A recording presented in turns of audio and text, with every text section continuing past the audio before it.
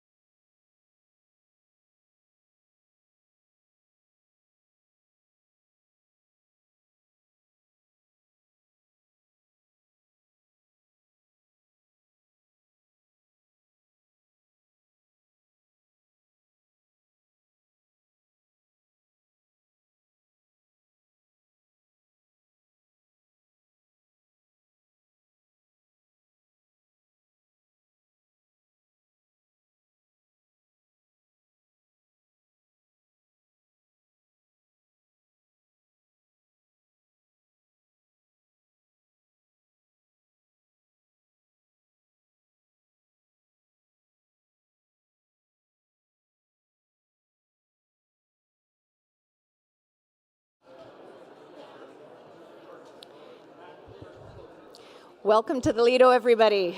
My name is Colleen Brown. This evening, we're honored to host the candidates for the upcoming BC provincial election here in Fort St. John.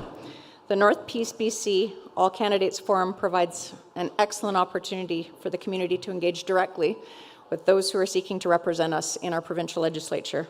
Your presence here today, both in the room but also online via live stream, shows a commitment to understanding the issues that matter most to those of us who live in the region. As we gather to discuss the future of our province, Let's foster a spirit of open dialogue and mutual respect.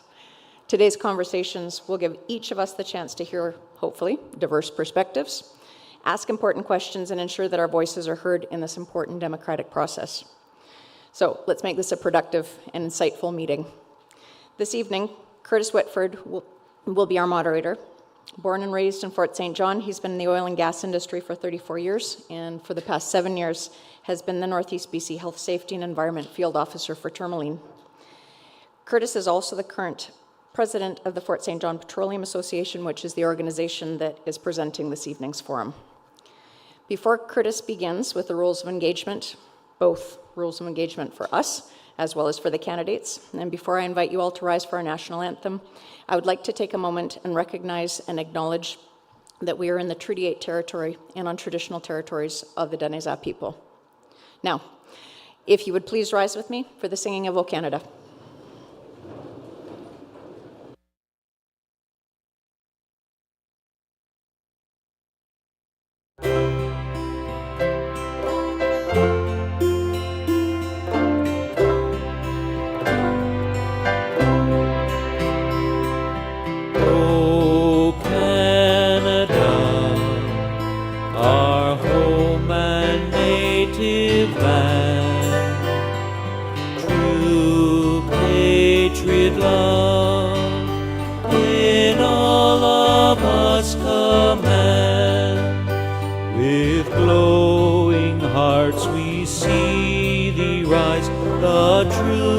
Strong and free, from far and wide, O Canada, we stand on guard for thee. God keep our land glorious and free. O Canada, we stand on guard for thee. O Canada, we stand on guard for thee.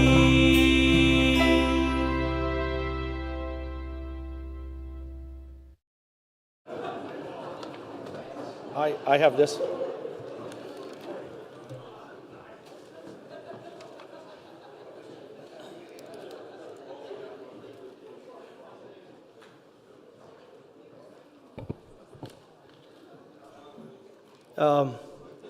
First of all, I wanted to acknowledge the fact that Brian and I had a quick conversation yesterday over attendance, and it's actually surprised me a bit.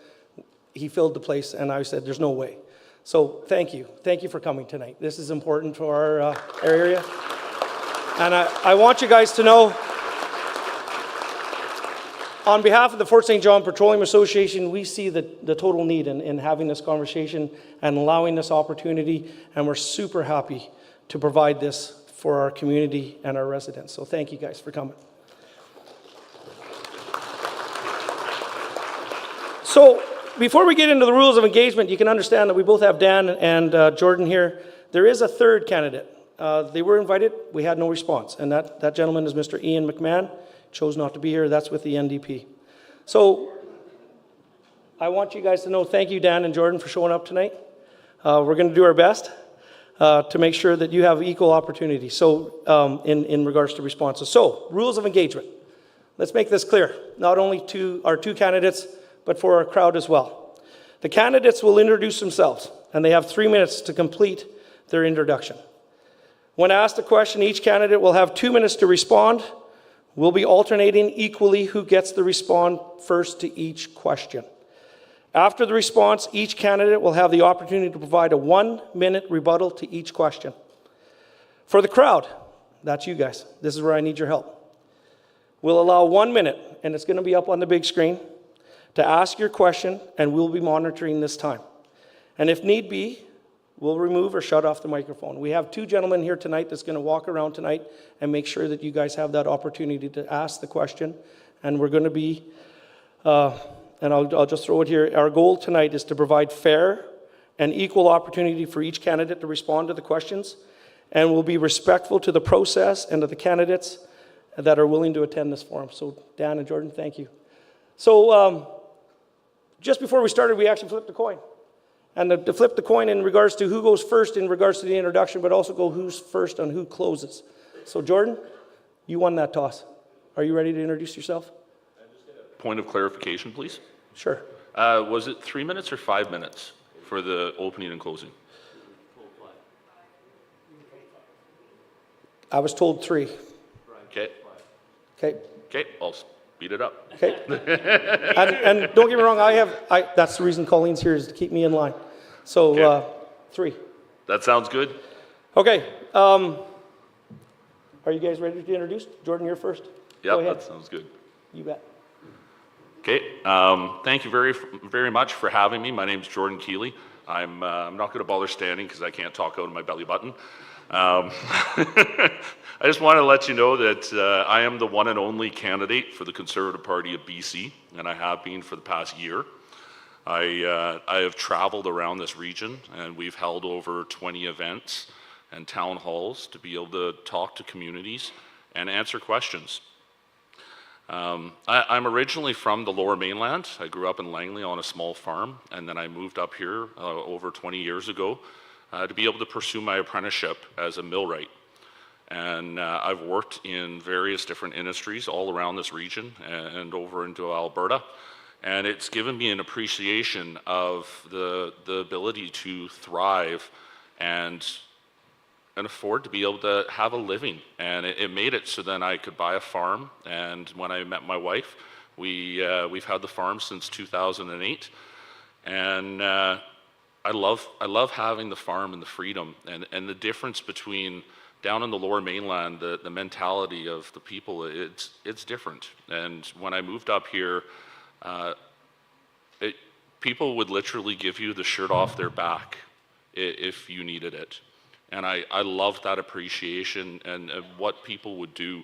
And it really made me feel at home. And I don't plan on going anywhere. I got into politics personally because in the healthcare system, I lost my dad 2 years ago. And because of that, I was kind of at a loss. I didn't really know what to do. I didn't like the way it happened, and I had to find a different way to approach what to do. So I decided I had the opportunity to put my name in for local politics, and I got voted in as the area B director on the PRD. And it opened my eyes, and it was a steep learning curve, but it was a great learning experience, being able to work with the other mayors, councillors, and be involved in the communities and sit on several boards and associations, and work intimately with all of the communities and know a lot of the concerns. It's no surprise that the NDP aren't here. They're just kind of invisible. They pretty much don't acknowledge this region in most cases when we have issues. And when we try and advocate to the province, we've had a lot of issues trying to get the support for the rural regions of British Columbia. And I think that's one of the most amazing things about our party is that with John Rustad as the leader and possible premier, he can be the first premier of British Columbia from the north. And I want to stress that he can be a premier that actually understands the rural regions as well as the city and the balance of how that can work.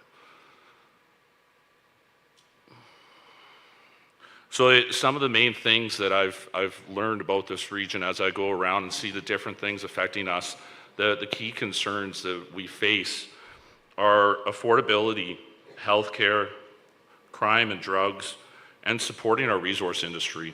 And we'll be more involved when it comes to the discussions on this, and I really look forward to the questions and concerns that people have that they want to express.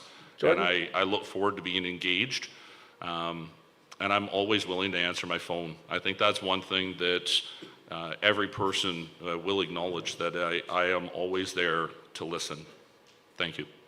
Thank you, Jordan. I want to remind both Dan and Jordan, we have the red light in the middle table. That's going to give you a 15-second warning of when you need to close and wrap it up. I apologize.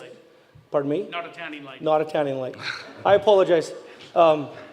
But just to be clear for both you gentlemen, the red light comes on, you have 15 seconds to wrap it up in regards to that response. Okay. Thank you. Go ahead, Dan. Yeah, well, first of all, thanks, Brian, and to the Petroleum Association for putting on tonight. This is really important as part of the democratic process to engage and be able to engage the public like this. It's great to see so many familiar faces out here tonight, as well as a number of new ones that are really obviously concerned about the future of Fort St. John. My name is Dan Davies. I'm your independent Conservative candidate. And really important to decipher, my opponent is the Conservative Party of British Columbia's candidate. So it is really important, I think, that people understand who I am, the values that I hold as a Conservative running in this upcoming election. Those are my ideologies. I didn't just walk into politics here in Fort St. John. I grew up here. I've worked here my whole life, and I've raised my family here. 12 years on City Council, 7 years as the MLA, sitting on multiple regional boards. I have a deep understanding of the issues, the things that people have taught me about this riding, and those are the things that you can imagine around healthcare, infrastructure, the way that we need to make our life better. My leadership is rooted in service. I'm a major in the Canadian Armed Forces. I've worked with the cadet program, the former vice president of the Legion, former chair of the Restorative Justice Society, and many others. Leadership just isn't about politics. It's often about the community relationships, learning from each other, rolling up our sleeves to get the work done. My advocacy that I've done over the last 7 years has led to many real outcomes, like working toward the nurse training program that is offered here in Fort St. John, ending the clawbacks that many of our families who have children with autism that the government was going to do, working with the seniors to stop the provincial retinal program, saving the eyesight of thousands of seniors. Steady leadership matters in this election. And I believe that with hard work and personal responsibility and standing up for everyday families is the values that I bring forward. It's also important that I think people understand fiscal responsibility is critically important. So is small government, as well as getting free enterprise and promoting entrepreneurship to build our economy.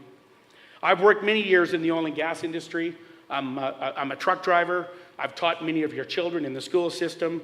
I know what it means to earn a living as well.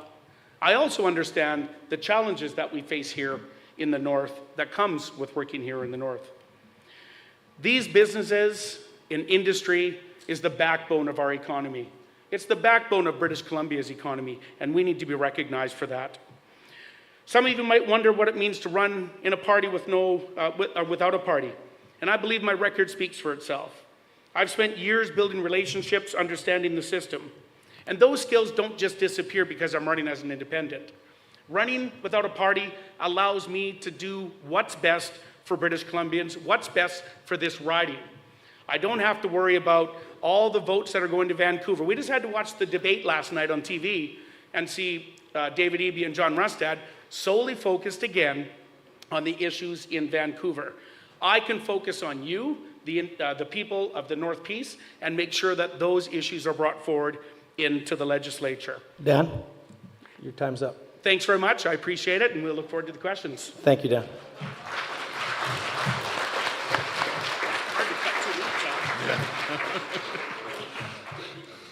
So as far as how we're going to proceed tonight, we have a series of questions that were both submitted via email and developed within the group that helped organize this event. So I'm going to throw these questions at both Dan and Jordan in regards to who goes first and who responds second. But they're random questions, and don't get me wrong, out of these series of questions, we gave them less than half of these questions to provide responses in regards to prepared responses. So where I'm going with that, you won't know when they're coming. Okay, are you guys ready? Dan, believe it or not, you're going to go first on this one. Okay, as far as healthcare goes, with all the communities in Peace River North experiencing challenges such as physician shortages, limited mental health services, unpredictable ER closures, and long wait times for the specialist care, how do you plan to address these specific healthcare concerns and ensure residents have timely access to quality medical services, including in rural and Indigenous communities? Well, you know, this has been obviously the number one issue that I've faced in my office is healthcare, and I probably imagine most people out here is concerned about healthcare. One of my platform points in my card that's on the table tonight is fix Northern Health, and it's not as easy as just saying that. For almost 5 years now, I've been calling on an independent audit for Northern Health, and it's not to play gotcha, but it's to find out what's going well and what isn't going well. I really believe that we need to, if you've been up here for a while, you remember we used to have the hospital boards. I believe that we also need to bring back that responsibility and give voice to local communities so that they can have a voice in our health authorities. We also need to be holding Northern Health responsible. There seems to be no accountability when it comes to Northern Health. And I've seen that firsthand as the MLA that's trying to push forward issues from constituents that are struggling to stick-handle their way through the healthcare system. You know, Alberta has a similar size healthcare system to British Columbia. They have 16 vice presidents paid in the area of $400,000 a year. British Columbia, with a slightly larger one, has almost 70 vice presidents managing a similar healthcare system. We need to start cutting the waste and putting that money on the front lines, hiring more doctors, hiring more nurses.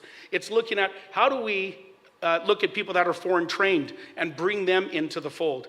They shouldn't, you know, a doctor who's trained in another country probably shouldn't be driving a taxi cab. How can we bring them into the fold and have them part of our healthcare system so that we can start delivering results to the patient? And I think this is key. The government has forgot that the patient needs to be at the center of our healthcare system. Put that back in, put the patient back in the center and start building our system up from there. Thank you, Dan. Jordan, you ready? Okay. Thank you very much.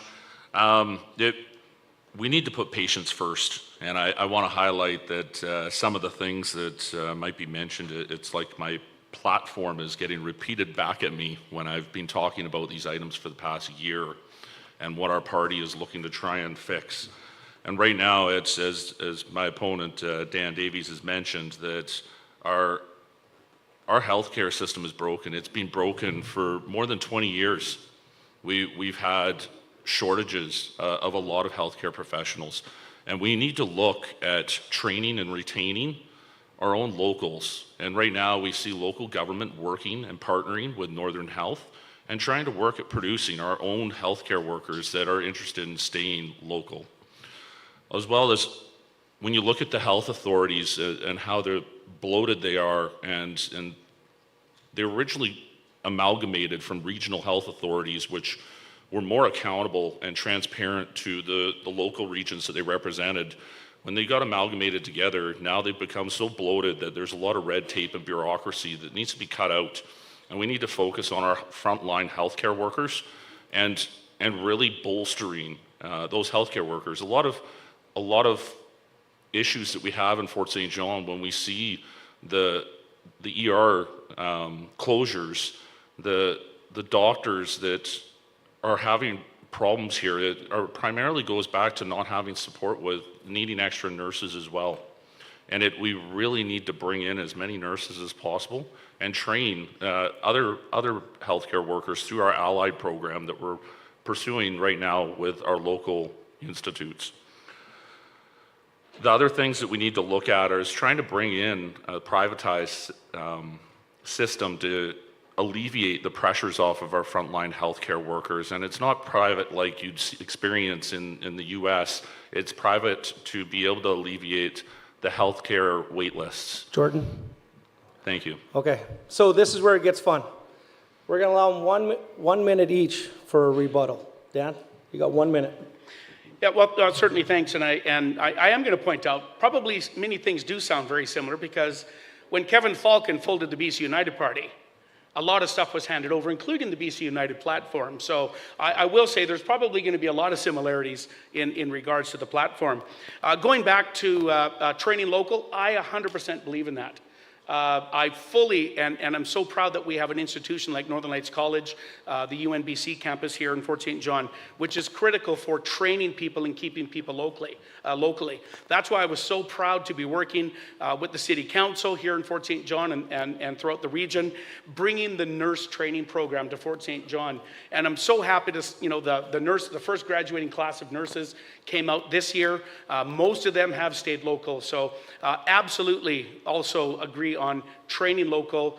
But what else can we do here? What other health professions can we bring to our institution and train people up locally? Jordan? So when it came to BC United collapsing, that was pretty much their own demise as to why that happened. I'm not going to get into that, but my party made it very clear that they picked the best regions or best candidates to represent the regions. And we didn't take anything else. It wasn't a coalition or alliance. Our party is our own. We're not affiliated with any others. We strive to ensure that we are representing our constituents in the best way going forward.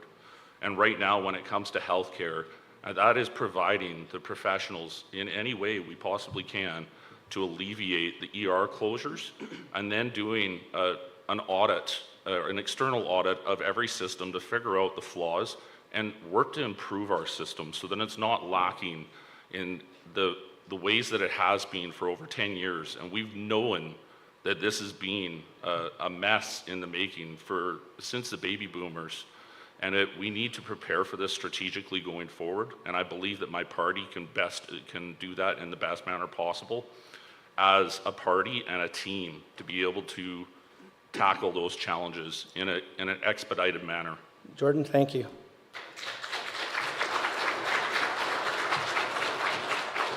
So I want to be a reminder to both of you guys that 15 seconds is important. Let's wrap it up. I'm sorry. Sorry. I'm getting the glare, and I don't want that all night. Sorry, Colleen. You knew that was coming. Okay, let's go on to housing and affordability. With the growing presence of unhoused encampments in Fort St. John and surrounding areas, what immediate and long-term measures will you take to address the homelessness and ensure public safety and provide sustainable housing solutions for vulnerable populations? Jordan, you're going to go first this time. Do I have a choice? Yeah, you do. Oh, yes or no? I'll go second. You want to go second? Yep. Okay. Okay. Yeah, well, that's a really good question when we're talking about something that is probably on the minds of everybody here. We've seen a lot of it in our media, on social media, about the homelessness issue. But this isn't just about homelessness. This is about mental health. This is about addictions. We need to go back to the cause, what is making this the issue. And a lot of that is, dealing with trauma that people deal with. In Fort St. John, if you are trying to get out of addiction, there's no detox here at all. It's in Prince George.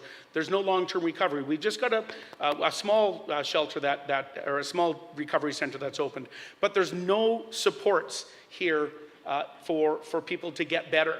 We need to make sure that we have good education, good prevention, the whole middle piece of getting people well and into recovery so that they can become contributing people into society again. And I think that is a huge thing.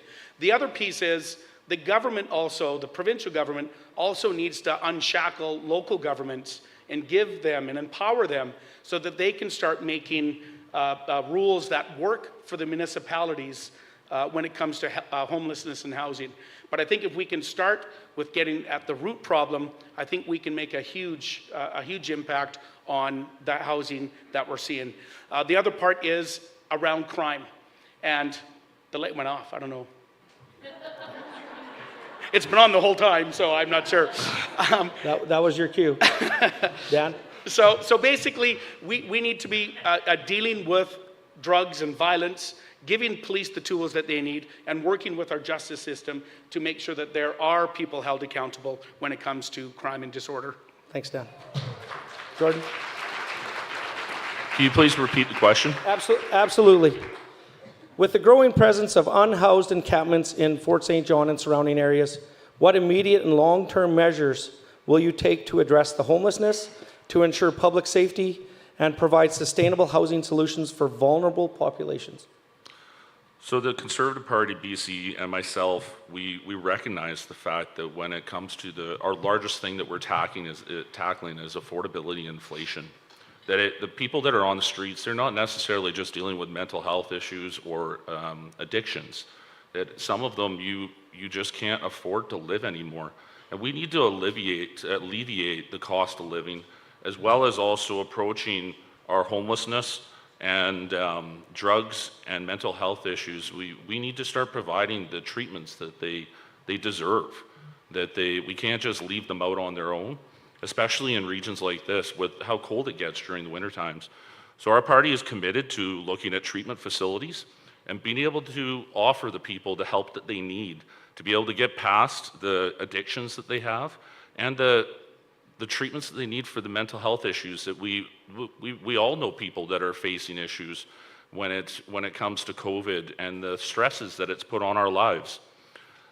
We are committed to working with getting rid of the hardcore drugs off of our streets and focusing on getting people through the treatment so that way when they get out, they aren't bombarded with a smorgasbord of hardcore drugs again. And it's a revolving door in this system. And we have to allow people a gateway to be able to get back to a normal life and to be able to contribute to society again. So those are some of the things that we're going to tackle. We're also going to try and work on making housing more affordable again and alleviating the inflation that we're seeing on everyday products that makes it harder for us to be able to live in the manner that we'd like to, in the way that we used to.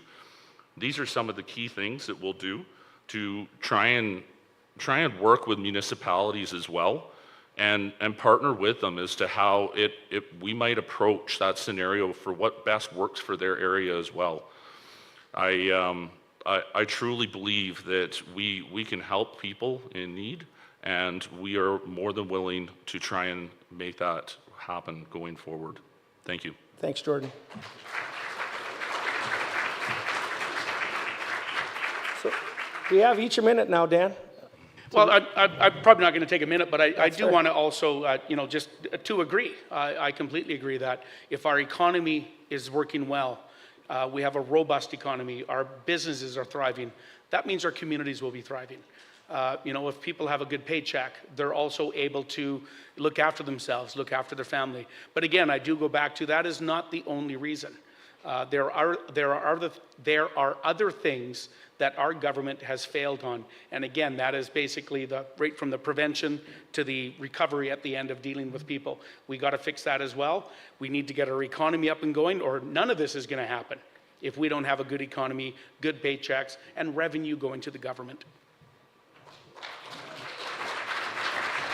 Jordan? I'll also focus on we're focused on cracking down on crime and open drug use. That's not something that we want to have on our streets in an open manner. It's something that we do not want to have that exposure to children in the area as well, and any paraphernalia that they might be exposed to. We're focused on cleaning up our streets as well, on restoring safety to public spaces, ensuring that families can enjoy their communities without fear of exposure to those dangerous paraphernalia. We're also looking at compassionate intervention legislation as well, to introduce laws to allow involuntary treatment for those at serious risk due to addiction, including youth and adults, to keep the most vulnerable safe. Sometimes when we're exposed to certain products, we don't always know what is best for us, and that might actually be a scenario where it could work better for us. Thank you. Thank you, Jordan. So you know what? I think you brought up a good point here in regards to choice. Let's do this all night, and I'll give you guys first choice, but we're going to go back and forth equally. Dan, you got first choice on the next response in regarding first or second. Job creation and economy. With the closure of the Canfor sawmill significantly impacting jobs in the local economy, and the company still holding valuable forest tenures in the region, how do you plan to support displaced workers, ensure responsible forest management, and address the potential for these tenures to be used for the benefit of the community? Dan, first choice. Yeah, thanks. And certainly I appreciate the question, and it's front of mind for everybody now, and it's actually one of my platform points, is making sure that the Fort St. John Canfor, or whatever it becomes, the sawmill stays here in Fort St. John, keeping people employed. But it's not just saying that. We do have a bid. There is a bid on the table, and we're hoping that that does come to fruition. But we need to be looking at how we do forest policy, and it needs to be done different than it's been done in the past. And when I say in the past, certainly the last number of years, I really do believe that we need to go back into where it was in the 90s, a similar program that was then. It was the appurtency. And if you're around in the forest industry then, that was where your local fiber supply was attached to the communities. The communities own that. And when that was taken away, we've seen what's happened. We've seen communities like Fort Nelson that has been struggling because all the logs were it was shut down. It was easier and cheaper to haul the logs to the larger centers, whether it was down here or now in our case, Prince George. That does not build communities. That does not build and support rural BC. So we need to be looking at a balance between how we can attach that fiber to the communities, so we don't have the Burns Lakes who solely rely on forestry, or the Houstons that solely rely on forestry. The bad forest policy that we've seen over the last number of years is killing rural BC. We need to, again, bring this back.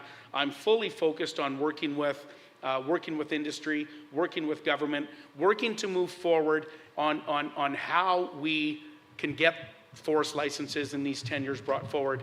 And again, that's part of experienced leadership, is making sure the connections and relationships are done, working with our First Nations partners, working with everybody across the board to bring this home. And that is exactly what I commit to keep doing. Thank you, Dan. Jordan? So this one's near and dear to my heart. I'm a millwright by trade. I've worked in a lot of the different industries around this region. I've seen a lot of them close. Our rural communities are built off of the backbone of our resource industry. And our party is committed to try and bolster our resource industries in a sustainable manner. And I believe that we can do it in an environmentally friendly way. We can look at enhanced biodiversity, modernizing the stumpage rates, which made it so then the current government just kept on increasing and increasing the stumpage rates, and it just made another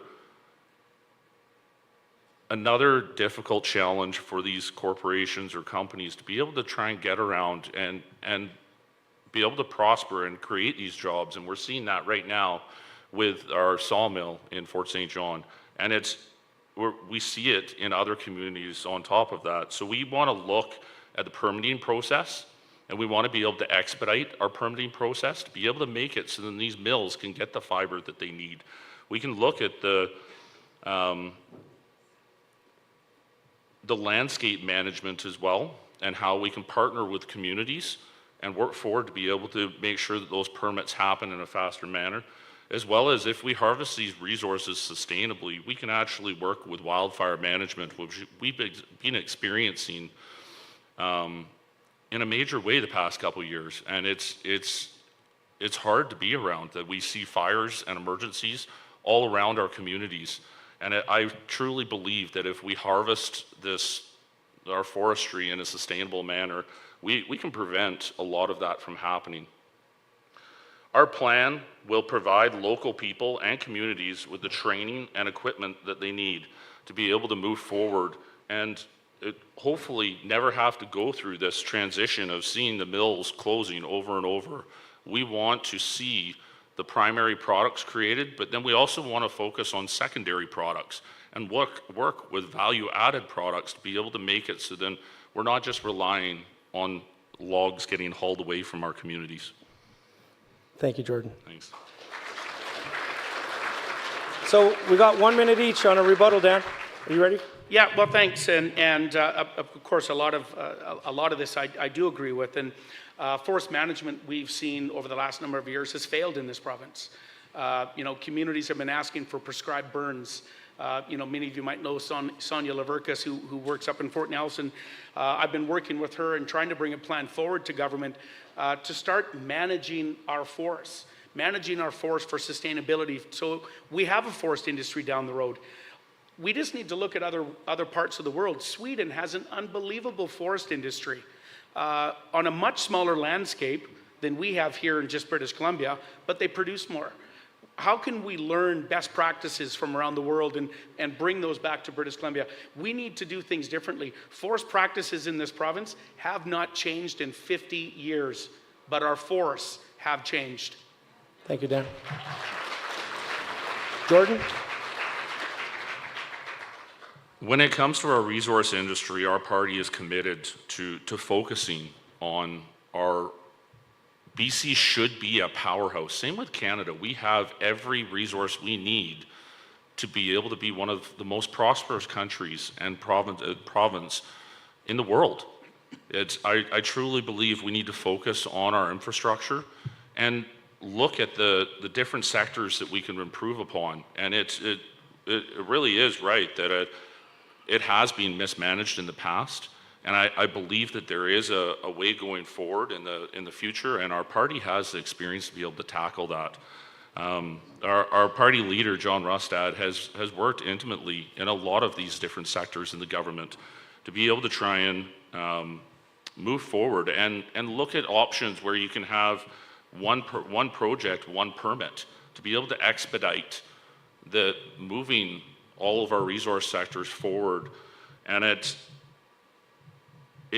BC forest sector is known as one of the highest cost jurisdictions in North America, and we can change that, and I believe my party can make that happen. Thank you, Jordan. Thank you.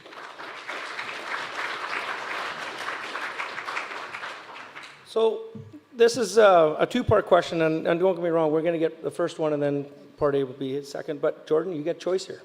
You want to go first? And in regards to wildfire and water resources. I'll go first. You go first. That's great. Okay. Given the increasing threat of wildfires in British Columbia, including the Fort St. John area, what are your plans to enhance wildfire prevention, improve emergency response, support recovery efforts for affected communities, while addressing broader issues of climate change that exacerbates these risks? You know, I saw this in a very intimate way as the Area B director, that a lot of my area was on fire.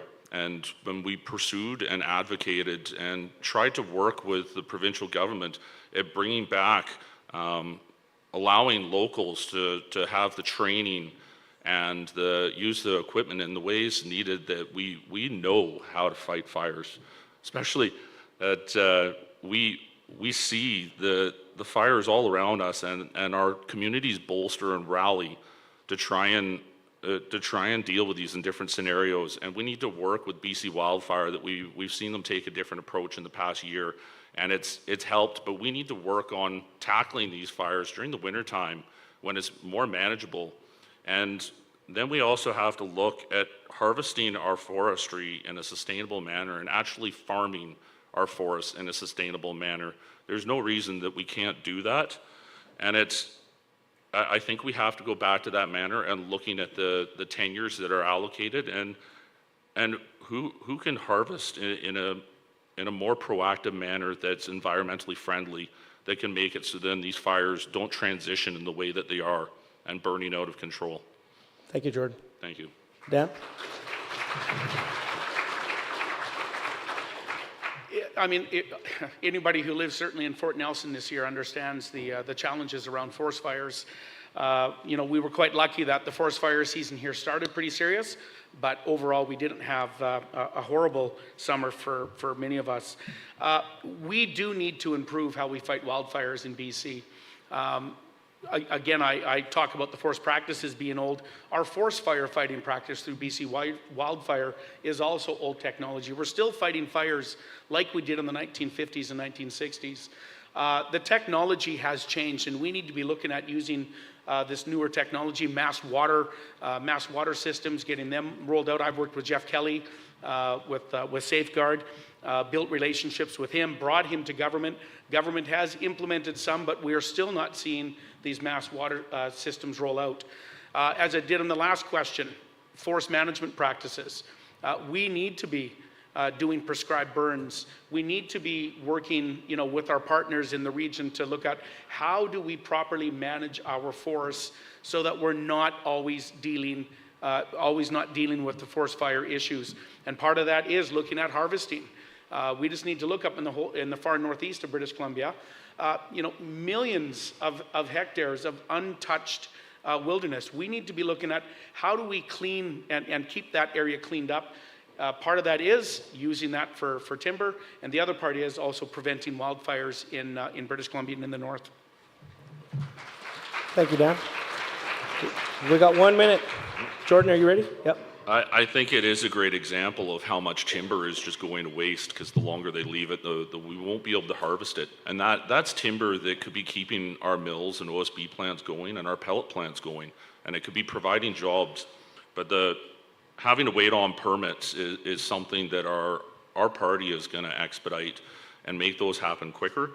And we're also going to make it so then when you see how much forest is burning, that's billions and billions of dollars that's burning. That is revenue that we could have contribute to our economy and make it so then we're not getting taxed into poverty. Just last year alone, the province spent $2 billion fighting fires. We need to work at making this a better practice going forward with our forestry management. And then also when it comes to the movement and support of people that are getting evacuated, being able to help our local governments transition and supply people with the care that they need. Myself alone, that when Fort Nelson got evacuated, I had a family on my property that I let them park a holiday trailer there because it was so difficult that people were having to travel all the way to Prince George from Fort Nelson to try and find a hotel. Thank you. Thanks.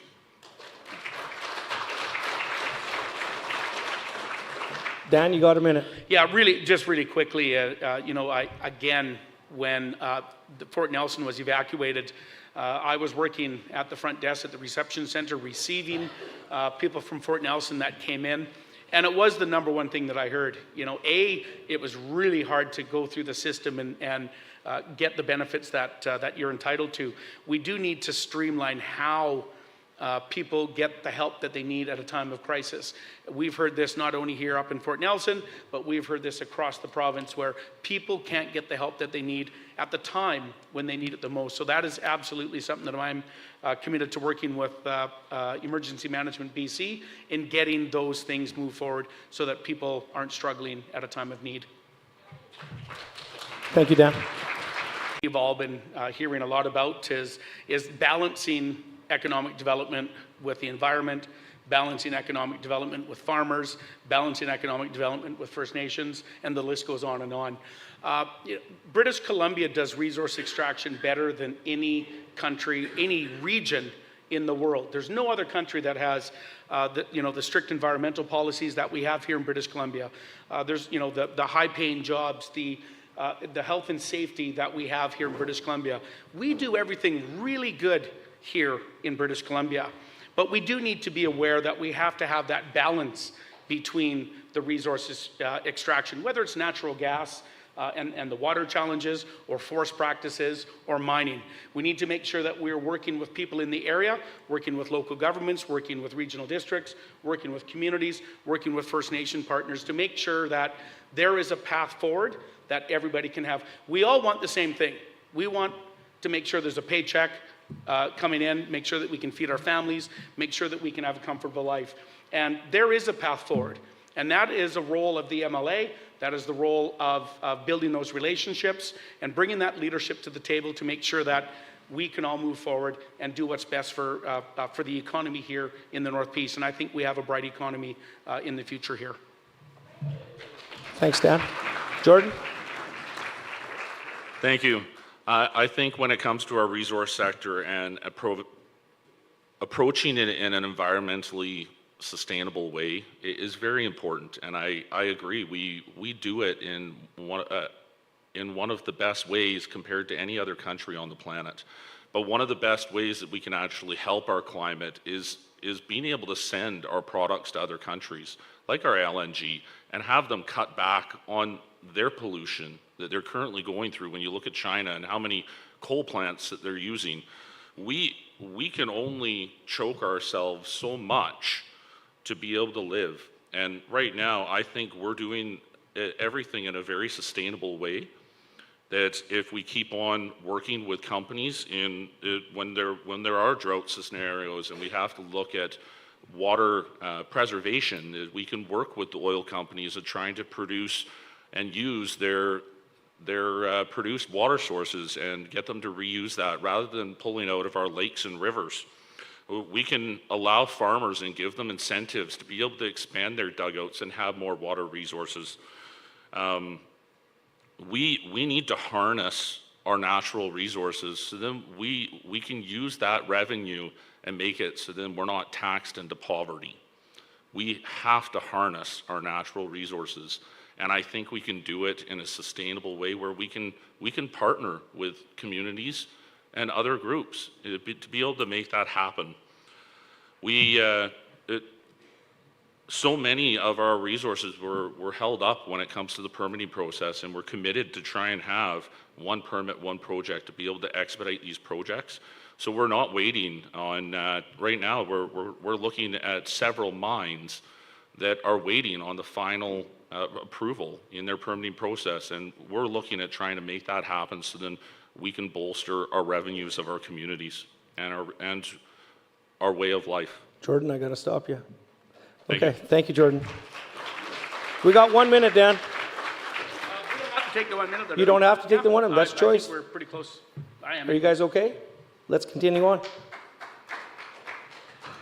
Okay, next question. This is going to choice again. Jordan, are you ready for this one in regards to Indigenous relations? Yes or no? First choice? You want to go first or second? I'll go first. Okay. Sure. Okay. Considering the importance of reconciliation and building stronger relationships with Indigenous communities in and around Fort St. John, what specific actions will you take to address historical injustices, improve collaboration with local First Nations, and support Indigenous-led initiatives in areas such as healthcare, education, and land stewardship?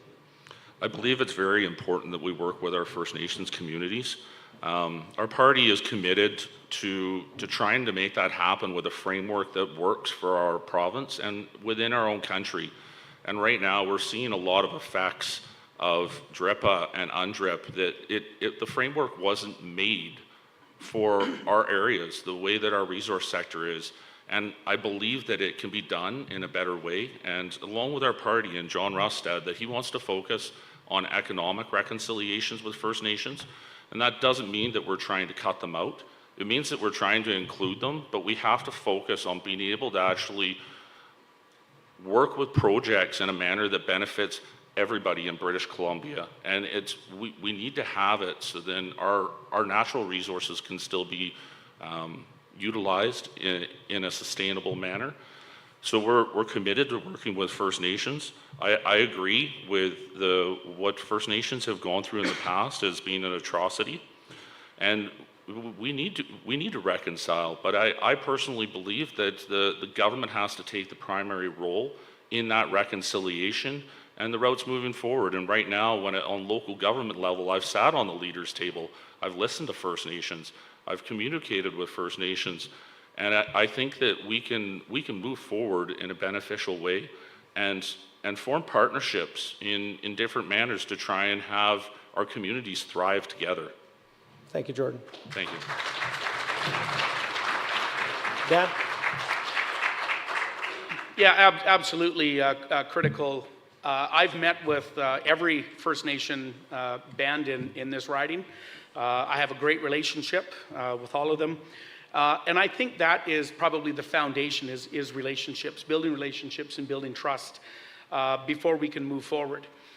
The Ellis Ross, I was a big fan of Ellis Ross, has supported Ellis Ross on his leadership campaign. I hosted Ellis Ross up here a number of times, and we went out and spoke with leaders of the different nations. And that was when he was first starting to talk about this whole economic reconciliation. And he is the perfect example of economic reconciliation when he talks about his band, the Haisla Nation, and what they've done to bring that entire nation out of poverty and bringing them into all a band that has money, things that happened.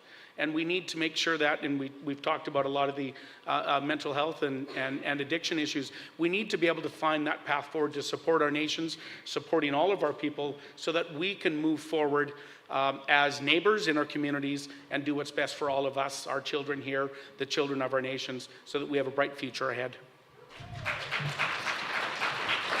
Thank you, Dan. Now, Jordan, you have a choice. Do you want a 1 minute rebuttal? Yes, please. Yes, okay. I also want to focus that our party is committed to economic reconciliation. It's not only the key to self-determination, but also the foundation for the health and prosperity of Indigenous communities across our province. True reconciliation is achieved through direct engagement, respect for governance structures, and empowering Indigenous communities to be able to control their economic future. Our policies will focus on fostering partnerships between First Nations and the private sector, unlocking opportunities in industries such as natural resources management, fisheries, forestry, and clean energy. I think the LNG is a perfect example, and when you mentioned Ellis Ross, he is an amazing advocate for seeing how we can progress forward and really make BC a powerhouse, and it benefit everyone within it. Thank you, Jordan. Dan. One of the things that there we are. One of the things that hasn't been talked about is DRIPA and how that plays out. And it was really interesting. The John Rustad has changed his opinion. I know initially his approach was to be ripping up DRIPA. I can only assume that industry had a conversation with him and told him that if you want to kill industry in 5 minutes, rip up DRIPA. DRIPA is a good guiding document that does not supersede in Section 35 of the Constitution is where all of these things already are, how we need to work with First Nations. And it is part of us all moving forward under some framework that can do the best for all of our communities. I think it's pretty sad that it's got to the point. I think it's pretty sad that it's got to the point where there's more welding rod in that bridge than there probably is original metal. I've worked with the Taylor Council. I've worked within local governments. I've talked to the government. I bring this up at every opportunity I get during the budget debates, during question period a number of times, and we have moved the bar. Now, have we got a commitment from government that, yes, they're going to put shovels in the ground? Not yet. But we've moved the government into doing a bunch of engineering's been done, a bunch of the geotechnical has been done. I know there's been conversations with the communities, with the community of Taylor to see what that looks like. But we need to be looking at the whole corridor from the top of the South Taylor Hill to the top of the North Taylor Hill and treating that as how do we improve the flow of people through that entire corridor. I know that the new Taylor Council in the last few years has agreed to look at a 4-lane through the community. So now that we can move toward a 4-lane bridge, because there's no way you're going to have a 4-lane into a 2-lane and back out to a 4-lane. You're not going to do that bottleneck. So I'm happy with the work that I've done over the past couple of years, moving that conversation forward, getting the Taylor Bridge at top of mind. There is not a minister or not a person in the BC legislature, I will guarantee, that does not understand the importance of the Taylor Bridge. I have been writing the governor of Alaska, the premier of Yukon, because this bridge is not just important for us and the movement of goods, but this is the movement of people up in through northern British Columbia to the Yukon, up into Alaska. And I will not stop fighting until I see shovels in the ground, and I think we can do that by 2026. Thank you, Dan. Jordan? Thank you. We've definitely seen a lot of promises over the years from previous politicians, and our party, when we formed government, we're focused on building the infrastructure across the whole province. Taylor Bridge is one of those. We're also committed to doing a bridge across the Okanagan Lake. We're looking at a new bridge, rebuild the Red Bridge in Kamloops. We're looking at upgrading Highway 19 in Nanaimo. that we need to work on our infrastructure across the whole province. That with Site C coming to a wrap, we need to put people back to work, and our infrastructure is a great thing to be able to make that happen. And our party is committed to being able to focus on this that we hear from other parties. That's one of the things that I love about with John when he talks. He knows the North. He's driven over that bridge. He's a premier, or future possible premier, that welds. He's seen the whole underneath the bridge, that it needs to be replaced, and we're committed to be able to make that happen. We need to unlock the potential of this province, and with that, we have to upgrade our infrastructure. And right now, in a lot of areas, our infrastructure is lacking in major ways. So we're committed to being able to work on major corridors. We're willing to work on major projects. We're also willing to work with local governments on how to help their infrastructure systems. Perfect. Thank you. Thank you, Jordan.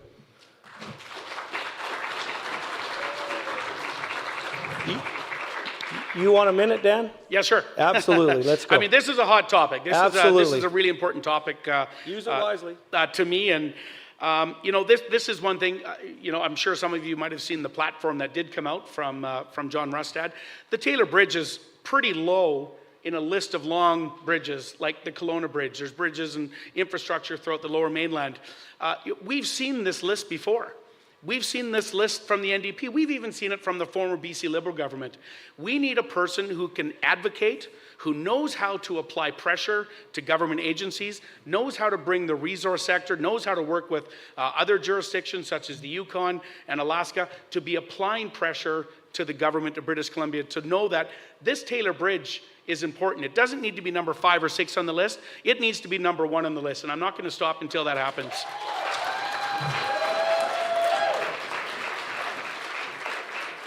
Okay, Jordan. I'd like to add that it actually was number 1 on the list that John mentioned when he came up here and visited our region 2 times over. And when it comes to key infrastructure, normally when it comes to accomplishing that, that's parties that do that, not just an independent looking by themselves. We need to have a team to be able to establish these key changes in our government. And the Conservative Party is focused on being able to do that. I believe that we have the chance to be able to form a majority government. And when we do that, we can move all of these projects forward in a fast way. And we are more than willing to make that happen with the team that we have. We're also looking at the bottlenecks and the congestion points. And we have to look at our existing infrastructure, not just new projects, and look at our road systems and how we can enhance the safety of our citizens moving across the province. Thanks, Jordan. Okay. Next question, Jordan. Obviously, you have choice here in regards to social and cultural issues. I'll go second. You go second? Dan, you okay with that? Okay. Well, let me just scratch off yours. Let's go there. Okay. Do I get an extra minute? No, well, no. Nice try, but no. With Fort St. John welcoming a growing number of immigrants and newcomers, what policies will you implement to ensure their successful integration into the community, including access to employment, language training, culturally appropriate services, while fostering social cohesion? Okay, Dan. So, you know, some of you might know here that just recently I was one of the founders of the Northeast Immigrant Society. You know, this is important. We have seen, I'm born and raised here in Fort St. John. I've seen our community grow into this incredibly cultural place, which I'm proud to call home. You know, I can actually go for something other than, you know, pizza or a regular restaurant. Now I can go to a good Indian restaurant downtown. And I think that's important for society. We also need to be looking at the impact that immigrants bring to our communities. If we look at the provincial nominee program, a program that is there to help bring people that we need to fill a hole in our employment requirements, this is absolutely critical. if we're going to be moving forward as a community, making sure that we're filling the gaps that we need. We need to be supporting them. And again, going back to the Northeast Immigrant Society, that was initially brought in to deal with the war refugees from the Ukraine. But it is a society that was created to help teach language, to help people with forms, to help integrate people into our community, to make friends and to connect with others. And, you know, this is something I think we need to actually look to our neighbors in Alberta for. Alberta has a much stronger PNP program. There's an example in where Grand Prairie actually has a say in looking at how many people that they need and working with the point system. And it is quite complex. But BC has failed when it comes to supporting immigrants and bringing people in that we need to be supporting into our communities, and certainly helping support many business people in our community that require and need to have the support from many of these immigrants that are helping support us up here. Thank you, Dan. Jordan. It's interesting that you mention Alberta, because that's a Conservative Party there that we work with on a regular basis. I don't think our system's broken when it comes to, my father is from England, my mother's from New Zealand. They're both immigrants that came to this country for a better way of life. There are things that can definitely be improved, especially nowadays when you look at the immigration struggles that we have and trying to incorporate people into our communities and trying to have everybody feel like they're Canadian and a British Columbian. We want to have inclusive societies and groups. I've worked with several of the associations and societies in town here. I've seen some of the things that they struggle with, and some of they'd like to have more access to grants, and we want to be able to work with that, and I want to be able to advocate to be able to make that happen. I'm committed to that our party is going to work with the federal government on immigration, and we've just seen an endorsement from that level as well with their Conservative Party. So it should be interesting to see what happens in the next year. But I think there's key things that we have to highlight is that we need skilled people in Canada. And we need to make sure that we bring people over that have skills in a beneficial manner. We need approximately 1 million tradespeople across Canada. That's not necessarily something that we can just fill on our own with the baby boomers. We have to focus on immigration and bolstering that there are amazing people that can come from all around the world that want to call Canada and BC their home. And I would like to make that happen. Okay. Thank you. Thank you, Jordan. Dan, we've got 1 minute. Yeah, and you know, obviously, again, we need to find ways that we can support. One of the things, and we've worked with lots of newcomers to Fort St. John in my office over the last 7 years, people struggling, again, to get through the PNP program, people struggling to attain their PR. Again, we need immigration in this country. This country is made up of immigration. It doesn't matter what country you've come from. That is the foundation of Canada. And, you know, we have some great programs in our schools. The settlement worker program, I think that we need to look at how can we support our school district. You know, a lot of these families, they're coming with young kids and they don't have the supports that they need. Again, that was why we saw a big hole in Fort St. John when we started the Northeast Immigrant Society. We saw that they needed supports, and you know, we were stepping up to make sure that we filled that need. Again, immigration policy, good immigration policy, is extremely important. Thank you, Dan. Jordan, you ready for a minute rebuttal? Yes, please. Sure. Okay. I want to focus on people coming here and the skills and trades that they have, or the professions that they have, that we do not need to see doctors and engineers working as laborers. We need to be able to work with other countries and accreditations to be able to actually have skilled people contribute to our society. We need to be able to partner with other provinces, so then we're not just robbing resources from them or robbing people from them in a manner where it leaves shortages in other areas.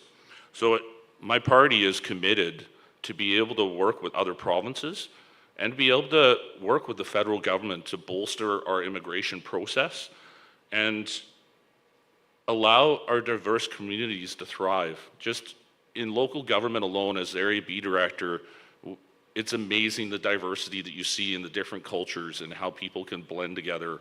And it's, I think it really is a great representation of the country that we live in. Dan, thank you. Thanks. Sorry, Jordan. Let me get this straight. So, choice. The next subject in regards to questions, parents' rights in public education.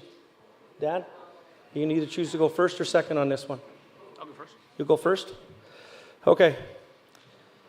Given the controversy surrounding the implementation of SOGI, the inclusive education in British Columbia, how will you ensure the schools in Peace River North will provide a safe and inclusive environment for all students while respecting the concerns of the parents and the broader community? Thanks very much for that question, and it's little secret that the word SOGI has become a buzzword.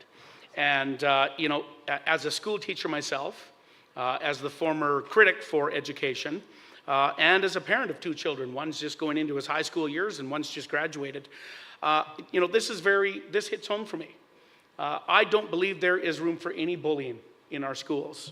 And I think that we can look at look at 2 pieces, and it was kind of in the start of your question. More parental involvement. We need to encourage our parents to be involved, working with their teachers, attending PAC meetings, working with the school districts, getting involved. Right now, we have parents that are just completely disengaged from the school system and really don't understand fully what is going on. And I know that right now. I'm just as guilty sometimes of being that parent, like, I'm just too busy to deal with my kids in school. But we need to ensure that parents are being involved. We also need to make sure age appropriateness. There are things that don't need to be taught in grade 2. Age appropriateness is absolutely critical. And those are the things that I am going to be pushing forward. Thank you, Dan. Jordan. Thank you. I think we need to focus on parents' choice that was brought up, that parents have the right to determine how and where their children will be educated. I believe that we need to go back and focus on the basics, that our children do not need to have other things thrown at them to confuse them further, especially with all the distractions of life that we have. My party is committed to getting rid of SOGI because I believe that it's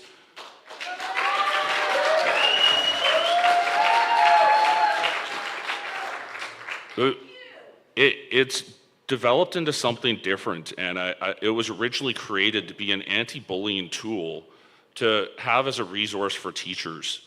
And it's changed in some areas. Some areas aren't really affected, but others we've seen that the ideology does not need to be system. I think some of the schools that have come out like Freedom Thinkers, they really do focus on the basics, and it was one of the schools that was rated highest in the Northeast. And I think it's beneficial to be able to look at a scenario like that and be able to assess it. When it comes to bullying, nobody should be bullied, not just one group. Thank you, Jordan. Dan, you want a 1 minute? Yeah, and again, I think the important pieces are, well, one, I do agree that we need to get back to basics. We do need to obviously focus on reading, writing, math, science, and technology. But we can't forget there are populations out there that do get bullied. And I fully agree that, again, SOGI has probably become something that it wasn't initially intended. And I've seen that under the NDP government. SOGI has been in place for 10 years now. It's only been in the last few years that we've seen how the NDP have let things go where it's become something that it hasn't been. I still go back. I will never sit down, and I will always stand up for children if they're being bullied. I will not back down until we see bully-free in our schools. SOGI was brought in because of a human rights code. The school districts have to. There has to be that language in place. Maybe it's not called SOGI down the road, but the language is required to be there by the human rights. The British Columbia government just brought that in. So what it looks like going forward, my key thing is age appropriateness, and parent involvement. I will always go back to those. If we do that, I think things will be good. Thank you, Dan. Jordan?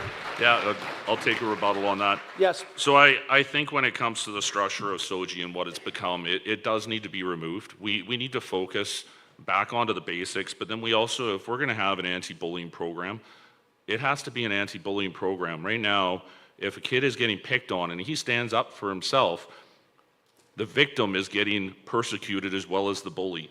We're not actually stopping the bullies. We need to focus on anti-bullying in a realistic manner. I believe that all children are different, and we need to harness and empower that. And there are a lot of different resources, and I'm not saying we need to get rid of those resources, but we can bring in a better framework than what it has become.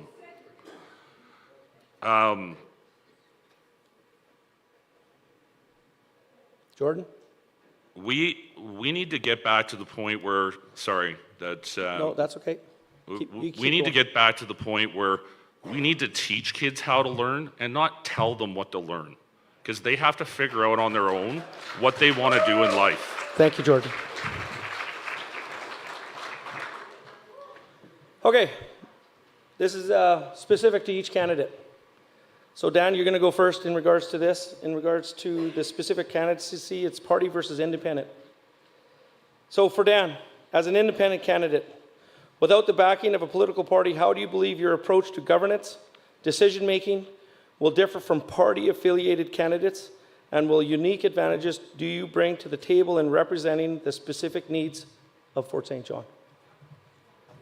Yeah, great question, and obviously I've been asked that a lot. And I think we need to look at what's happened in the last few years. There has been parliamentary procedures have changed in the provincial legislature over the last 7 years. And really a lot of it was all aimed at giving more power to independents to have voice. And as a party member, as one example, I used to get 1 or 2 questions a year, 1 question every session roughly. And it was dictated by the party, and you would get a question and a rebuttal. Now as independents, you get a question every 2 weeks. So that's now 14 a year. So just in regards to how question period, or what question period looks like, it's a huge increase just in those questions. An opportunity to directly hold people accountable, asking questions that are very much focused on the region. And I think that is the other piece. I'm not bound by a party. I'm not bound by a party to say X, Y, or Z, or stick with this theme, or you can't do that. I can speak on behalf of the constituents of Peace River North, whether it's an issue at Upper Pine or something out of Presbyterian or Fort Nelson or here in Fort St. John. I can specifically advocate directly without having to go through filters in the party and bring it onto the floor of the legislature. The privileges of an MLA are exactly to an MLA, not a party. It's the individual MLA. Every MLA that walks into the British Columbia legislature has the same privilege as everywhere else. So there are some great benefits, and again, a lot of the updating of the provincial legislature has made it better. I get all the debate times, I can debate budgets, introduce bills. In fact, they're going to be allowing private members' bills on the floor in the coming year as a new standing order. So things have really come a long way in regards to independence, and that is the power. I'm responsible to you. It is direct democracy, direct voting through me, your MLA, directly to you. Thank you, Dan.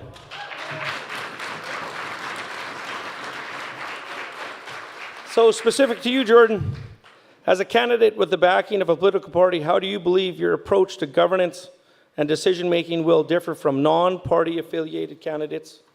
Hold on, I got to flip the page. And what unique advantages do you bring to the table in representing the specific needs of Fort St. John? So I think the Conservative Party of BC stands a very good chance of forming government. I think if you had the choice between having a cabinet minister of forestry or agriculture up here or an independent, I'm pretty sure you'd choose a cabinet minister. And the resources that come with a party being in place, the power to be able to make change and how quickly you can make a change, we need that in BC. We need to make these corrections. And when it comes to representing my local area, I have always done that. even in the 2 years that I've been in local government, I have stood by what my constituents want, even if it doesn't always land easy on me. I've turned around and I said to John before I became a candidate, I will not be whipped. I represent this region first and foremost. And John reiterated that fact, that he wants his candidates to represent their regions first and foremost and the party second. I think that commitment is true. I really think that our region can flourish. I believe that I have shown and I am committed to standing fast by what my constituents want, and that I have always followed up with when they have concerns. I believe that even on the smaller issues, I have always been there to answer my phone. Even if it might be like on my farm and cows are mooing in the background, I'm always answering my phone. I am committed to this region. I love this area, and I want to see it flourish. And I want to grow old here with my wife on my farm. Thank you, Jordan. Okay. 1 minute? Yeah. Okay, Dan. Well, thanks, and I do got to rebuke one thing here, and you know, being whipped or being told what to do by the party. I mean, it's already happening. I mean, we had a conversation on the phone a little while ago, and you know, on the phone call, you told me you had to get permission to debate. I mean, you're not even the MLA yet, and you're already being told what to do by the party, or having to ask permission to speak to media. Well, I don't have to go through those. I am an independent, and I can make the choice. The media I'm going to talk to, which I'm always open to all media. I will never turn down an interview to media. I will always have conversations. So those are things I think that are really different. Now, I think the important thing that I didn't mention was it is looking like it's going to be very close in the legislature. If there's 4 or 5 independent candidates that are sitting in the legislature on a near hung parliament or a tie, talk about the keys to the legislature, getting the Taylor Bridge, because that's conditional upon us, you know, whether we're talking with John Rustad and joining the Conservatives, getting the better healthcare we need up here. Well, that's conditional on me supporting that. Those are the conversations that we can have. And I see Bob's here tonight. You know, we had an independent in 2017 run against me. You know, and I say this honestly, if he had won, things might have been quite different because it was a tie then. So Dan. Don't underestimate the power of an independent. Thank you, Dan. Absolutely. So, once again, guys, in regards to the crowd, don't get me wrong, I appreciate the applause. Let's allow them to speak and let them have that opportunity. And we're going to give you that opportunity to ask questions here in just a little bit. But if you don't mind, please. Jordan. I just want to say that when it comes to communicating with a party, it's a team process. Making sure that you do things properly, that it works, so then it doesn't affect your other candidates and team members. That is part of what I do. I'm sitting here debating because I believe it is valuable to democracy, and I believe it's valuable that the constituents hear this. My opponent has been whipped for the past 7 years in a party. He has gone along with that for the 7 years. When we hear that he has previously ran slamming independents when it comes to previous elections, turning around and saying, don't split the vote. I find that hypocritical, especially when you look at the independents that have run in the past. They really represented independent values. Thank you. Jordan, thank you.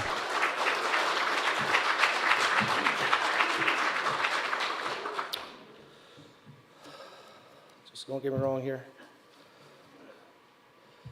Okay, Jordan, Dan, you get to go next on the first one. Choice, of course, this is in regards to federal and provincial relations. Choice, you're good? Okay, with the ongoing federal changes to firearm regulations, some of the residents of Fort St. John have expressed concerns about the impact of legal gun ownership and potential overreach into provincial rights. How will you advocate for responsible firearm ownership while addressing the concern about federal intrusion into our provincial jurisdiction? Yeah, thanks for the question. And you know, I've raised with a family with firearms. I you know, hunting, fishing. I own firearms. I was actually quite annoyed. I did get my restricted, and then it was a little late. I didn't get under the federal regulations change. I believe in responsible gun ownership, all right? We've seen a lot of this is federal. There are provincial pieces to it. But I believe that responsible gun owners are just that. We should not be painting responsible gun owners as the criminals. Let's go after the criminals. Let's treat the criminals as criminals, and let responsible gun owners carry on. One of the big challenges that I have heard, though, is in British Columbia, we have one provincial firearms inspector, just one, which has now created a whole backlog in regards to inspections, making sure that there is a place to take your firearm and safely do target practice and shoot it. We also need to be working with RCMP. We need to be working in our justice system isn't doing justice. And we've seen that change in the last 7 years since the NDP have come in. We've seen David Eby's catch and release. We need to get back to holding the criminals accountable. And this is, I think, if we can get back to holding criminals accountable, the rest of us that are law-abiding people can carry on about our things that we need to do. Thank you, Dan. Jordan? Can you repeat the question, Absolutely. please? With the ongoing federal changes to firearm regulations, some of the residents of Fort St. John have expressed concerns about the impact of legal gun ownership and the potential overreach into the provincial rights. How will you advocate for responsible firearm ownership while addressing the concerns about federal intrusion into the provincial jurisdiction? I will work hand in hand with our MP, Bob Zimmer. I've seen firsthand that he fights for our rights when it comes to be able to use firearms in a beneficial manner. That on my farm, it's a tool. I really think it's ludicrous that our current government is approaching things the way that they are when it comes to legal gun owners. A lot of the framework is through the federal government, and we, in my perspective, Alberta, when the Conservative Party got in there, they chose to appoint their own chief firearms officer, and it allows a level of protection and security for the province to be able to have a say over how the federal government is going to look at legal gun owners' firearms. I think it's in the north. I think it's vital that we be able to have our firearms, and that right now the federal government, the current federal government, the way that they're pursuing it, they'll be happy if they just take away all of our guns. But I don't want to see that happen for hunters. I don't want to see that happen for trappers. I will advocate in every which way possible to make sure that we actually have the tools that we need, especially when we follow all the rules and we make sure that we have the training. We use them in a beneficial manner. I will advocate and work with Bob in any which way possible going forward, and I look forward to when the Conservatives get in on a federal level as well. Thank you, Jordan. Dan, would you like to have a 1 minute rebuttal? Yeah, well, just maybe to reiterate a couple things. I've been a member of the North Peace Riding Gun Club now for a few years, and had the opportunity to take my kids out there, had the opportunity to do some trap shooting. Again, I think these are really important, especially us that live up here in the north. Firearms are different for us. We're around them more than many other people. I think it goes back to the very simple fact we need to be looking at the criminals. The criminals are the issue. It's not the law-abiding gun owner. And I'm absolutely looking forward to changes, with the federal government change next year, seeing things get back to more reasonable. Again, taking that approach, looking at the responsible gun owner. And I think we need to be keeping track of responsible and the criminal, and dealing with the criminal as a criminal, and not treating all of us as criminals because we own firearms. Thank you, Dan. Jordan? I think they're just happy to take away all of our guns. I think they're just using the criminals as an excuse to do it. We need a change in government. We need a government that will look at things in a practical manner with common sense and what is beneficial. That not every region relies on hunting. But when you look at the Lower Mainland, that it's true when it comes to the crime and the trafficking that happens in some areas, the federal government needs to go after that in a major way, and we need to empower to go after the criminals that are smuggling the prohibited weapons and the weapons that are committing the murders. That we need to empower our police enforcement to be able to cut back on the criminal activity and the spread of drugs across our communities. Thank you, Jordan. Thanks.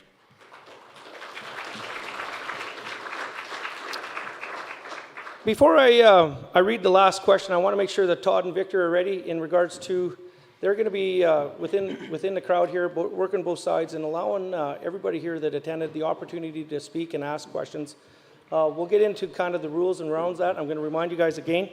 But here's our last question for the evening that's been prepared, and this is once again prepared by both the group that organized it, and we received a bunch of emails in regards to questions, and this is where this comes from. So this is the last question of the night in regards to prepared, and we're going to go to the crowd, Dan. So, Jordan, you're up if your choice or not. First choice in regards to ICBC. Hit me. He hit you. Okay, good. I've been waiting for this one as well. No, not with a car, though. Okay. ICBC. Many residents in Fort St. John and across BC have expressed frustration with how ICBC handles claims, particularly for plaintiffs seeking fair compensation. What reforms or alternatives would you propose to improve transparency, fairness in ICBC claims process, and do you support greater competition in the auto insurance market? Jordan, you got 2 minutes.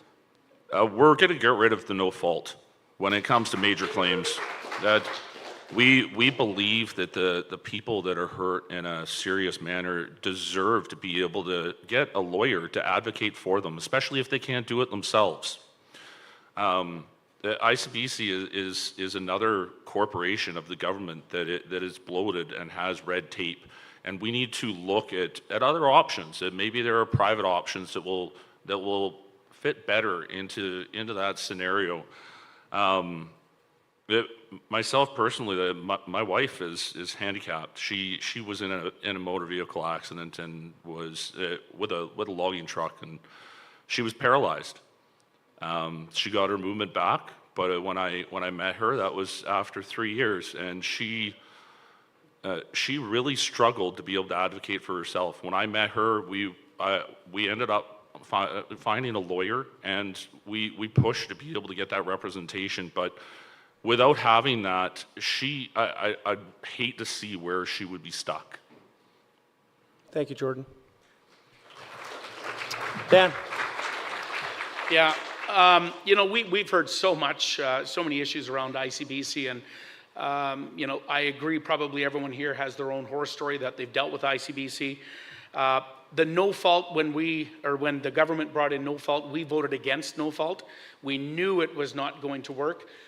We've seen a similar model fail within WorkSafe BC as far as no fault goes. We need to be there to support people that are hurt and injuries, and those people need, not just a number attached to an injury that's kind of just randomly out there. People need the right to be able to advocate, to get a lawyer, and to get the compensation that they deserve for the injury that they have. I know a lot of people say, get rid of ICBC, get rid of ICBC. I wouldn't want to go too hastily on that. I think we need to look at other options. What are options out there in Canada? I know Saskatchewan does have a private-public insurance model. There is competition in that as well. We always want to be, careful when you're just saying, hey, we just need to get rid of that. Whether it's, let's get rid of SOGI, let's get rid of ICBC, we don't want to be throwing out the baby with the bathwater. We want to make sure that what are good things in there that we can keep while we get rid of and make improvements over here. And I think ICBC, there are improvements that can be made. We absolutely need to be looking at opportunities for competition, making sure that there are opportunities to bring those insurance rates down for you. The ability to get a claim processed fast. there's no such thing as fast in ICBC and getting a claim done. We need to make sure that we are improving this. This right now, it's a government service for you, but again, it's a typical government service that isn't for you. We need to make sure that we're looking at what are some best practices on insurance and the best way that we can deliver insurance that works for every British Columbia, that works for us up here in northeastern British Columbia. Thank you, Dan. You got a 1 minute, Jordan, rebuttal. Thank you. I just want to say that if our government forms if we form a majority government, the Conservative Party of BC is dedicated to look at the Crown corporations and how they can best serve us, not necessarily just generate revenue for the government, and then also explore different avenues for cutting that red tape so then they do serve us better. The bureaucracy that's within those corporations, we need to look at that as well, and that can only happen by a party that is in power with a majority government. To be able to make those changes that we need, it's substantial, and I truly believe that we can get rid of the no fault, and it'll benefit people that are in the same scenario as my wife. And it'll actually allow them so they can care for themselves in the future and not have to be homeless on the streets. Thank you, Jordan.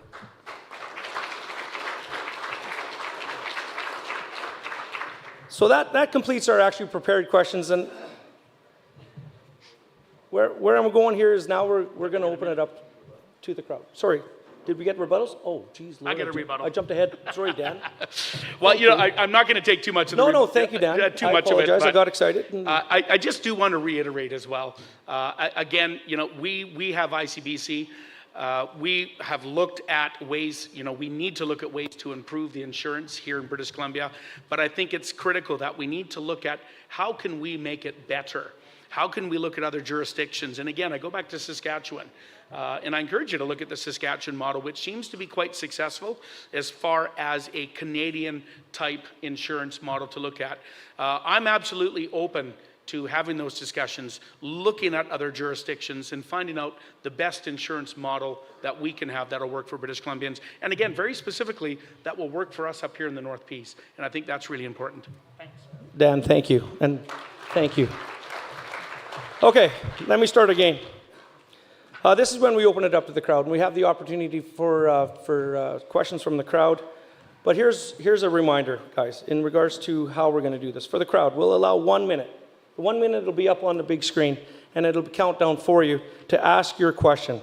We'll be monitoring this time, and if need be, we will remove or shut off the microphone. This is to be, once again, to be respectful and allow each candidate the opportunity to respond. And we're going to allow the same time for responses, 2 minutes each and a 1 minute rebuttal.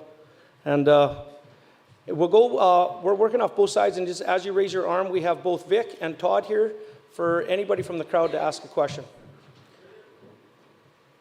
So, Todd, Vic? Hold it. You don't trust me with it? Okay. I'm going to ask a question. So, Mr. Davies, you say you stand up for families. Did you see the families on the side of the highway during the Freedom Convoy? Millions of Canadian families stood on the highway in the freezing cold, waving their flags, hoping that the governments would see them, listen to them. Why didn't you vote to support the Freedom Convoy? The only MLA in all of BC to support the Freedom Convoy was John Rustad. Why didn't you?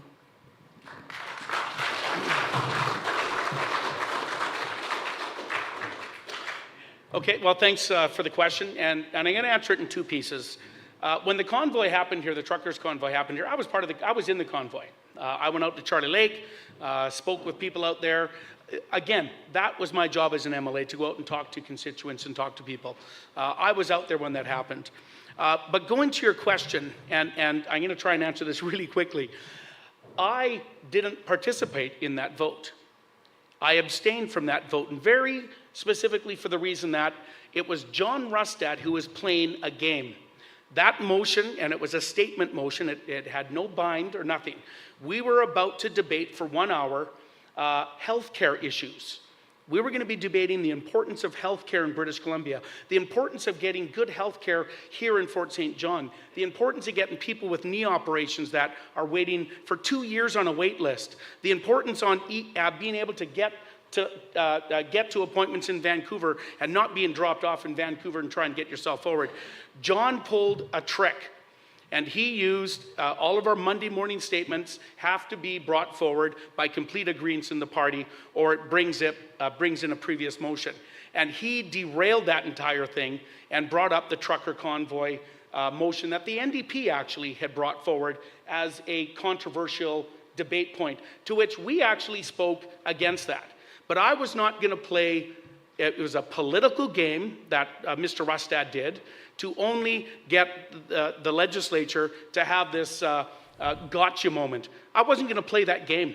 I think healthcare is more important than a vote that has no meaning on that in the legislature here in British Columbia. That's why I did what I did. I wasn't going to have any of it. I actually abstained from that vote because it was a game.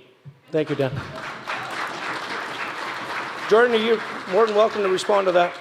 I just want to clarify I wasn't in the legislature to be able to vote on that. But if I did, I would vote that people have the right to protest. No matter what the cause, people have the freedom to express how they're feeling. Agreed. John, I want to make this very clear that when we talk about people getting whipped and representing their constituents, that John got kicked out of his previous party because he disagreed and he represented what his constituents believed. Then when it came to in legislature, and we saw there was a lot of people that were unhappy with what was going on. It doesn't matter what side of the fence you sit on, but if people are protesting, it means that they have concerns, and we need to listen from all levels of government. If we shut down communication, we're shutting down people, and it just causes more problems. I love the fact that John voted in favor that people could protest. I really do believe that we have that right, and we should support it. I think COVID, what was horrible about it, it was so divisive. The way that families got ripped apart, marriages got split up. You see the havoc it created across our province. This is what happens when a mandate is issued and it's not done in the right manner. It hasn't been done in a long time, and we see the repercussions of how that's happened. We're seeing it in so many different ways. We see it with stresses on our healthcare system. We see it with the fact that our infrastructure system with truck drivers and how they were affected. We need to work in a manner where we can properly communicate with everybody. Thank you. Thank you, Jordan. Yeah, absolutely. We can 1 minute rebuttal. Yeah, and I think it's important. I'm not against assembly, freedom of expression. I mean, these are enshrined in our Charter of Rights and Freedoms that we can do this. My issue was that John strictly played a game. He derailed important discussions that were happening on the healthcare issues to bring up basically a vote that had no force and effect, a vote that didn't do anything other than derail important conversations that were happening about healthcare. This is why I refused to participate. It was a game. The whole vote was a game, and I've said that a number of times in the past. This was an NDP motion that was brought forward to play trickery or whatever you want to call it. The important stuff that we debate in the legislature at that time was healthcare, and John derailed those important discussions, and I wasn't going to participate in John's game, and I think that is what's important. Thank you, Dan. Jordan?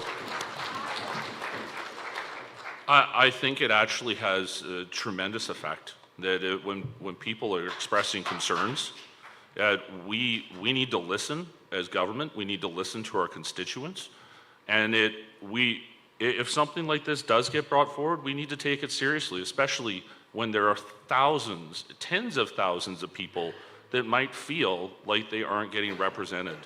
And as a leader, I will always represent my constituents. If it gets me kicked out of a party, well, then I guess I'll deal with that. But one way or another, I will represent my constituents. Thank you. Thank you, Jordan. Do we have a question from the right side, Todd? I heard from both parties tonight that they want basic educational rights brought back to schools. Reading, writing, numeracy, and technology. What I didn't hear from either candidate is how your party or your views will help to support, first of all, mental health, social and emotional learning in schools, the poverty crisis in schools. I haven't heard how you would effectively support food security in the schools. I haven't heard either person say how affordability in schools. So that's part of, I would like a response to that. I would also like to hear a response to something that was on BC TV today from the UBC Stigma and Resilience Among Vulnerable Youth Centre report out of UBC that states, after a 10-year study, that SOGI 123 resources, not curriculum, you're both stating that it's a curriculum, it's not, has decreased bullying and sexual orientation for all students, including heterosexual individuals. I'm going to have to stop you there. Sorry. Jordan, you're up first here. You ready? Oh, yeah. Well, that was a lot in that question. Thank you very much for the question. Even though we may not get to every concern, they're all definitely important concerns that you brought up. Mental health is huge. The stresses and effect of COVID and what that did to our children and the isolation that happened. I believe that we need to have those supports in place. Right now in Fort St. John, we have 2 psychiatrists and not a single one that is meant for youth. We need to bring in these supports to be able to help our youth and be able to work with the different struggles that may be going on in their households or how best to move forward in their scenarios. It's very complex. When it comes to poverty and affordability, I believe that we're seeing the effects of that across the board. And we really need to rein in our cost of living. And by doing that, our party is committed to getting rid of the carbon tax, which affects affordability on every level. And right now, I think that'll be one of the biggest benefits that we can do. And our party is also looking at trying to reduce taxes in other ways as well. When it comes to food security, I've seen some of the food security programs that happen through the school systems, and I think we need to promote them, especially when it comes to how we can incorporate our local farmers into those systems as well, and the knowledge that can be handed down to let children know about where their food actually comes from.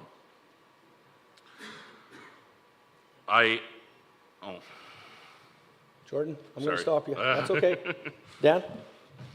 Yeah, thanks. Again, a lot to unpack, and I don't think I said it was either curriculum or otherwise. I know it is it's a resource, and I do understand that.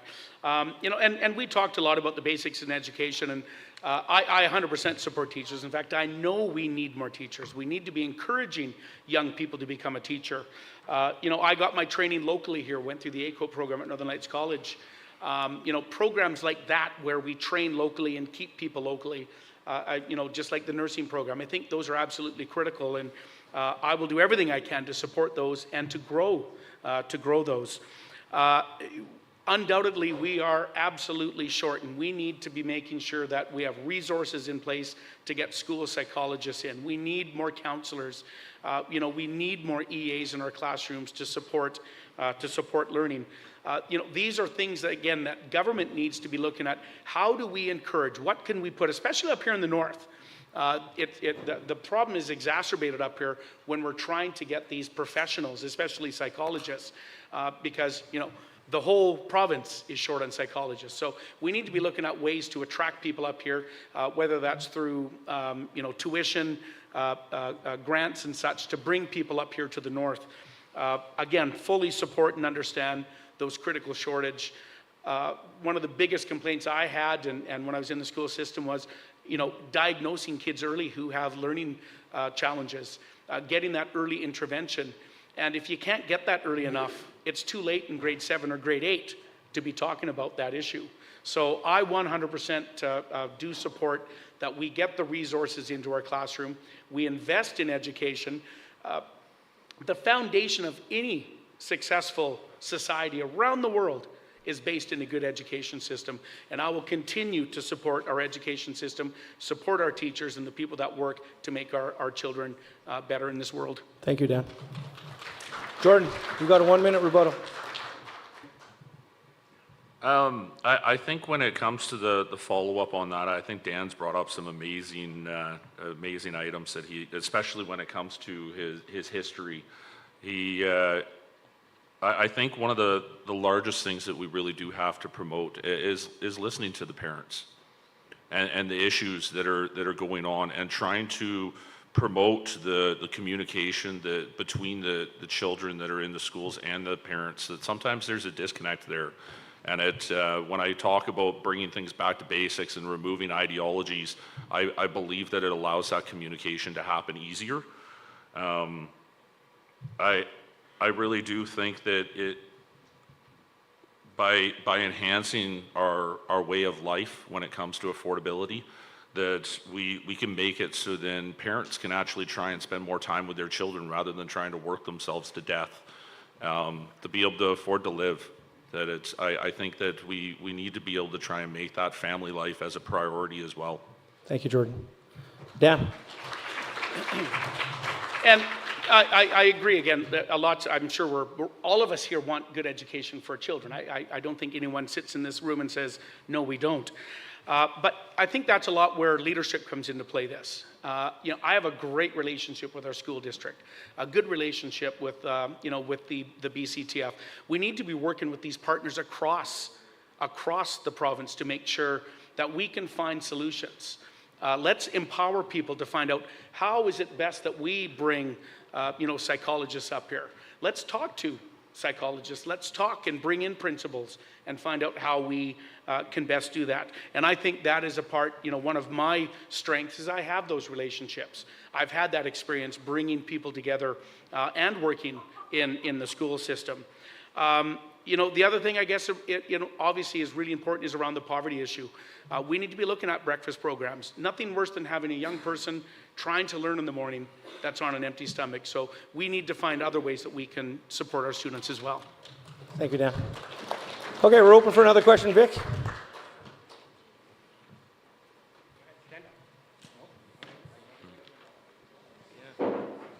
I've heard a lot of things tonight, but in the school district, in the schools, what age do you think they should be teaching sex education? I mean, I know at one time it was grade 5, grade 6, but now they're starting as young as kindergarten, grade 1. If kids hold hands, they call that a perversion, they call that sexual. And they have people actually out in the play yards to see whether these little kids will hold hands. Now, what will that teach these children when they grow up later on in life? There's lots more questions I want to ask, but this is one that really bothers me. Okay, Dan, you're up for this one to start. Thank you, Dan. Thank you. I'm not sure holding hands as a grade 1er is probably a good judge of anything other than friendship. But I do get back, I think, to the relevance of the question is what age is appropriate. And I go back to my point, having that parental involvement, having parents involved in education, in their education, having parents communicating, with the teachers, with the principals, getting involved in the PAC, getting involved, with the school trustees. I believe sex ed is still taught in I think it starts in grade 4 area or something like that. But it goes back to age appropriateness. We had a challenge up in Fort Nelson early this summer, I believe, or was it late in the fall? I can't remember, in the last year. There were some really inappropriate things that was brought into a grade. I think it was a grade 7 or a grade 8 class. Again, there's a lot of here on judgment. And I think this is where that discussion needs to happen, involving our parents, parents getting involved. They know what's right for their child. A parent knows what's right for their child. So the parents need to be having these conversations, again, with the schools before, this is not a blanket thing across the province. Parent involvement is critical to make sure that we're doing the right things for our children. Thank you, Dan. Jordan, you can rebuttal on that? I believe parents have the right, I reiterate again, parents have the right to determine how and where their children will be educated. We're seeing materials that come into our school system that some parents disagree with where they're being brought in and the age appropriate, where that lies. And I think that communication has to be in place, that the parents need to know what's being taught to their children and what materials are being used. The Fort Nelson was a great example that some of the cards that were being handed out to kids that were descriptions of different things, some of those, even I didn't know what they were, yet they were teaching these to kids. This is another example of how our children are just being confused more than what is needed. We need to go back and focus on their primary education and look at some of the materials that I've seen. I've got 4 books that have been in the system that have been brought to my attention that are some of them are more explicit, some of them I could see being age appropriate. There is another one that it talked about pedophilia and a father grooming his 2 daughters. A book like that should never be as a library resource in primary or secondary education. I could see that being later on as an adult, being able to look at those items, but if something like that comes around and parents have concerns, we need to listen to parents and try and cater that into the system so then their parents are having their children get the education that they would like to see them have. And it not necessarily be forced into different alternatives where they have to try and pay for homeschooling or private schools to get the education that they'd like. Our basic education system should give us a standard across the board. Thank you, Jordan. Dan. Oh. Did I rebut? No, you did a rebuttal. Yeah. Boy, that was fun. Okay, so Todd, I'll where are we talk at? more if you No, want. no, I just sit down. We'll get to the next question.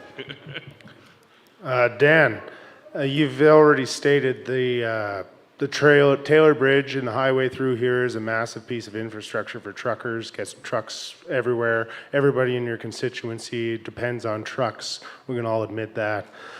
You yourself are as a trucker. Everybody in this room, probably 50% or more, have a truck license. You use the medical thing as an excuse to abstain from the vote. As far as I can tell, medical has gone completely down the drain since that vote. So whatever happened that day seems insignificant. You abstained from a vote condemning the truckers. Jordan Rustad was the only one who did not condemn the truckers. Are you ashamed of yourself yet, as we were of you at that point? I'll just go back to the question at hand. Yes, our medical system is in shambles. That is why we were having the debate. We were bringing up points, and the points that we were bringing up, that I was bringing up, was dealing with people that were shipped out from Fort St. John in Vancouver getting treatment and being kicked out the door in Vancouver with no way home. That was a relevant conversation that needed to happen. The trucker vote, again, it was a statement. There was no teeth to it. It was just a statement. There was no debate. It was a vote that came out as a result of John playing a game. I'm a truck driver. I've been a truck driver for 26 years. For 26 years, I absolutely support truckers, 100%. I support the freedom of expression. I support people assembling, peaceful assembly. But that's not what this vote was. This was John playing a game, period. I needed to be debating medical, and that was the issue that all of us here are really worried about.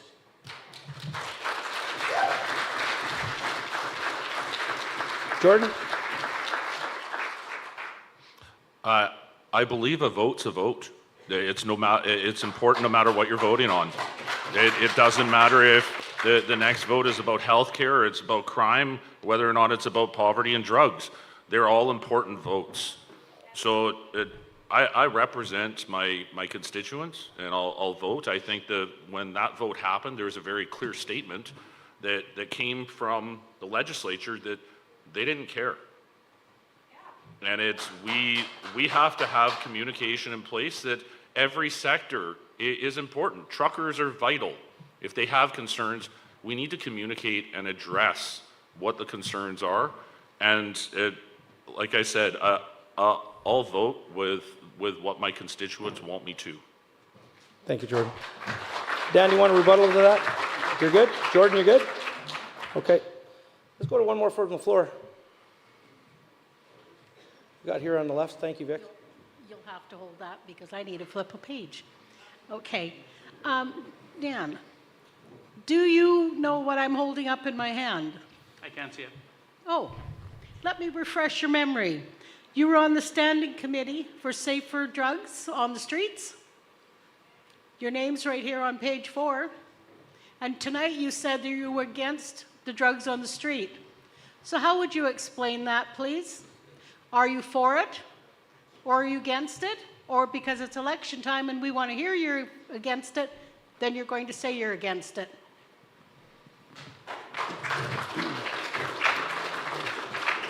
Well, I think, first of all, the document you're referring to was a committee that I was on, was the Select Standing Committee on Health, looking at the opioid epidemic in British Columbia.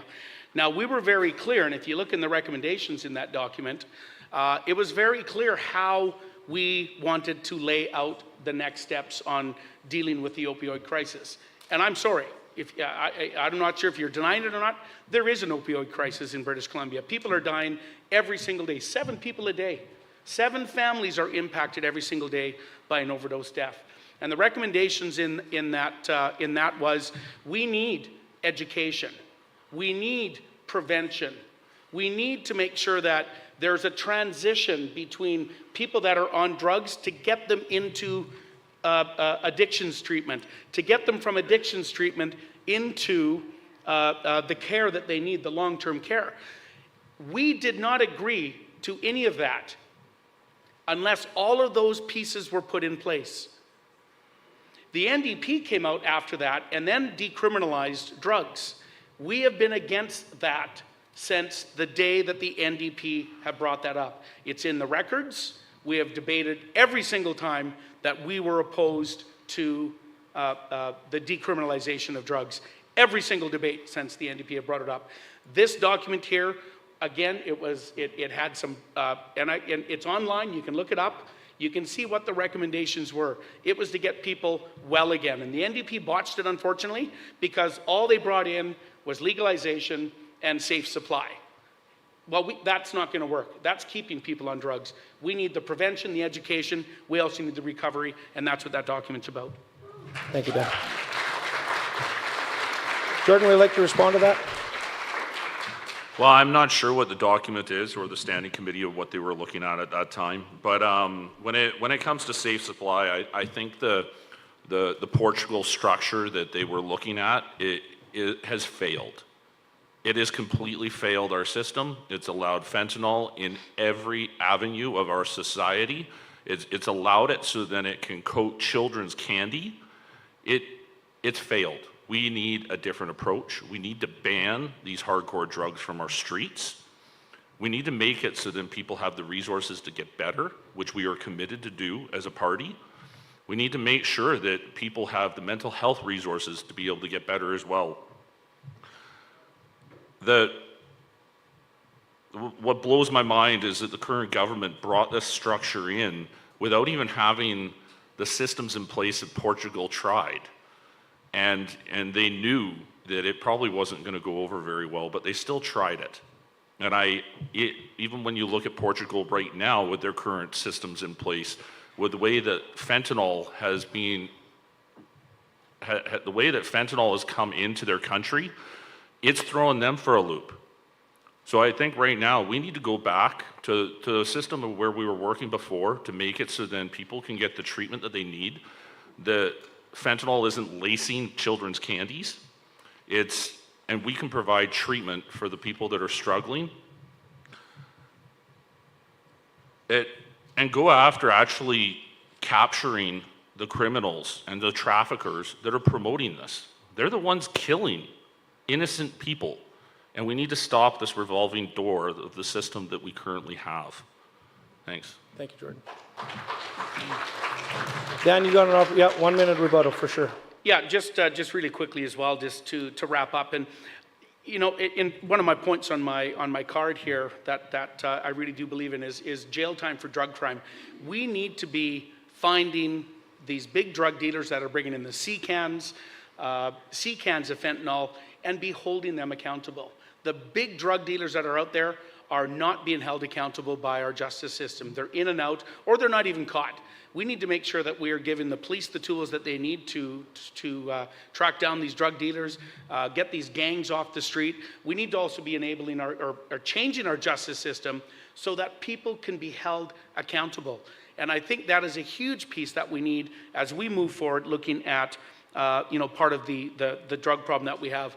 I just really want to touch one last thing. The federal government actually put in some boundaries that had to happen before the provincial government did the decriminalization. And the provincial government, the NDP, ignored that. So we need to get back to some common sense policies here. Thank you, Dan. Jordan? So to expand on the safe, trying to actually fight drug overdoses with more drugs, it doesn't make sense. There's no common sense, especially when people will get the safe supply and sell it, and then they'll end up buying their own. In no way is fentanyl a safe drug for anybody to administer on their own. In our medical system, it's a percentage of a percentage on a patch, and it's highly regulated by the doctors and the pharmacies in our healthcare system. We do not need it out on our streets.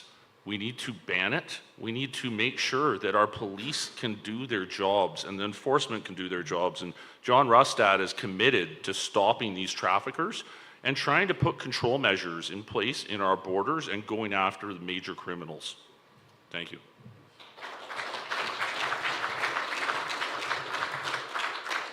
You know, when we first set this out, we had a timeline between 7 and 9. We're after 9. So here, in respect to time, and just to allow, hold on. In regards to respect to time, and we still have time for closing remarks, we'll allow 2 more questions. So Dot, it's up to you. Okay, that's fair. Okay, this is concerning firearms. The federal government has a program, a large ban on firearms, and they're trying to institute a program to legally confiscate those firearms. I'd like to know what each of your positions are and what you and your governments are going to do to push back for British Columbians against this. So Jordan, you're up. Our party is committed to trying to stand up for its citizens' rights.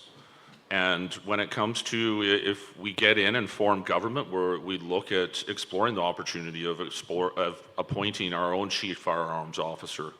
And John has expressed that we will not use our funds and resources to take away legally owned gun. To take away the rights of the legal gun owners and try and remove their firearms. I believe that that's an infringing point on our rights, especially when all we have done is follow the rules and the training that's being put in place. Thank you, Jordan. Dan? Yeah, well, I go back to what I said earlier as well. I think we need to stop focusing on law-abiding gun owners. Let's focus on the criminals. Let's focus on the ones that are creating all the issues with firearms in this province. I am all for responsible firearm ownership. I think Canada's done very well at that. All the bans and the changes that we're seeing, those are just knee-jerk responses that we're seeing across the board. I think the province should be staying out of the firearms jurisdiction, quite frankly. That's federal government. Leave it up to the federal government, to do their thing. And I think that we'll see. The Conservative government next year bring a lot of positive changes to the firearm regulations in Canada. Jordan, you want your 1 minute for rebuttal? No, I'm good. Okay, Dan? Okay. Vic, you got one from over on the left side, please?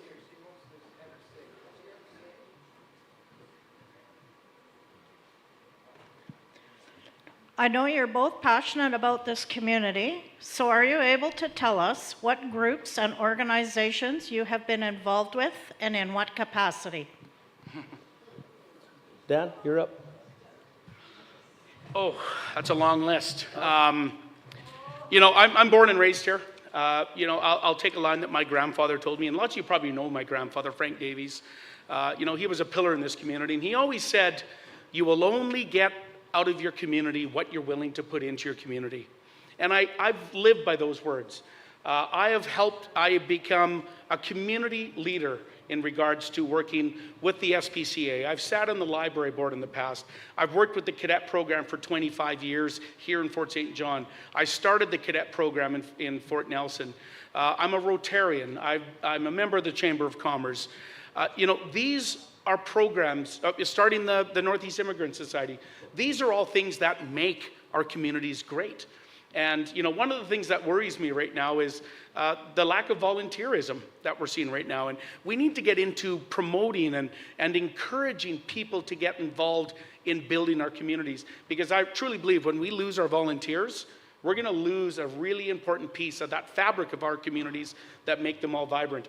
I've been absolutely proud of all the things that I have done over the years, not even in political life, just again, building community, bringing people together, to make sure that our kids have things to do, to make sure that, people in our communities are proud to say, Fort St. John is my home, Fort Nelson is my home, Taylor's my home. These are important things to do, and I support all community organizations.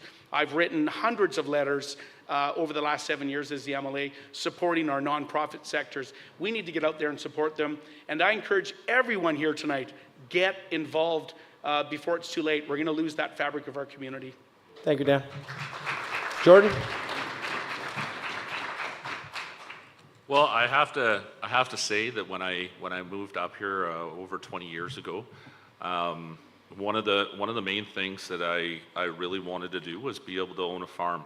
And I loved the farming community around this region, and I've been active with that community ever since. I've helped run the Farmers Market Association in Fort St. John. I've met some amazing people being involved in that. It also helps establish food security within our region and highlight infrastructure of how we can utilize our own products and resources and different ways to volunteer. And right now, it was brought up when it comes to volunteering. We're seeing a shift in volunteers between the older generation and the younger generation trying to come in and support. And through my local role or local government role as the Area B director, I really have tried to help with a lot of the associations and societies, especially like the Fall Fair, for example, trying to be able to alleviate some of the pressures that they have to deal with and some of the changes that happen with different codes. And I think it's very important to participate in as many societies and associations as possible, because they need help. There's a lot of them that fold every week, and we need to try and support them. And being new into politics, I've had the chance where stepping away from my farm a bit in a bigger way, being able to be more involved. And I really look forward that if I get voted in as MLA, I can have a lot more of these experiences with different groups. So if you get out and vote on October 19th, I'd love it if I can make that happen. Thank you, Jordan. I don't think we need a rebuttal on volunteering, do we? I actually have one more question. I'm sorry, we're going to have this as our last question from the crowd tonight, Todd, if that's okay. And then we're going to go right into closing statements. Is that okay? Yes, I do have an important question. My question is that we're tired of paying high taxes in British Columbia. What's the best way to lower taxes so we can live comfortably and happy and everything like that? That's my question. So that question's right to you, Jordan, to start with, please. I'm sorry, I didn't quite hear all of that. Can we you repeat the question? Please? My concern is that we're living in BC and we're paying high taxes than the other provinces. So what's the best way to lower taxes so we can live comfortably?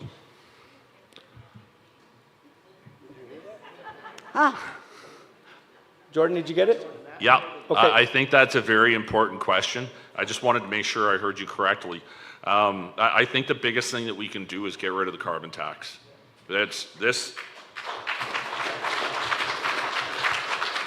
you look at, it's not just a tax. The way that it was created, it actually causes inflation. You can have products where it can actually have that tax applied to it 5 to 10 times. And that inflationary tool, we need to get rid of it. We also need to get our record debts, provincially and federally, under control. And as Conservatives, we're fiscally responsible to make that happen.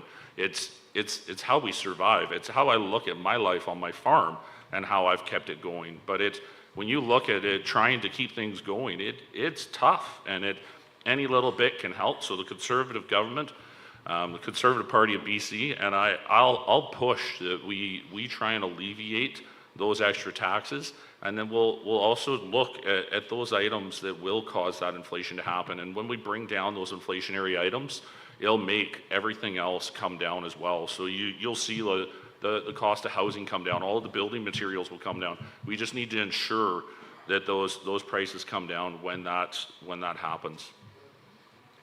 Thank you, Jordan. Dan?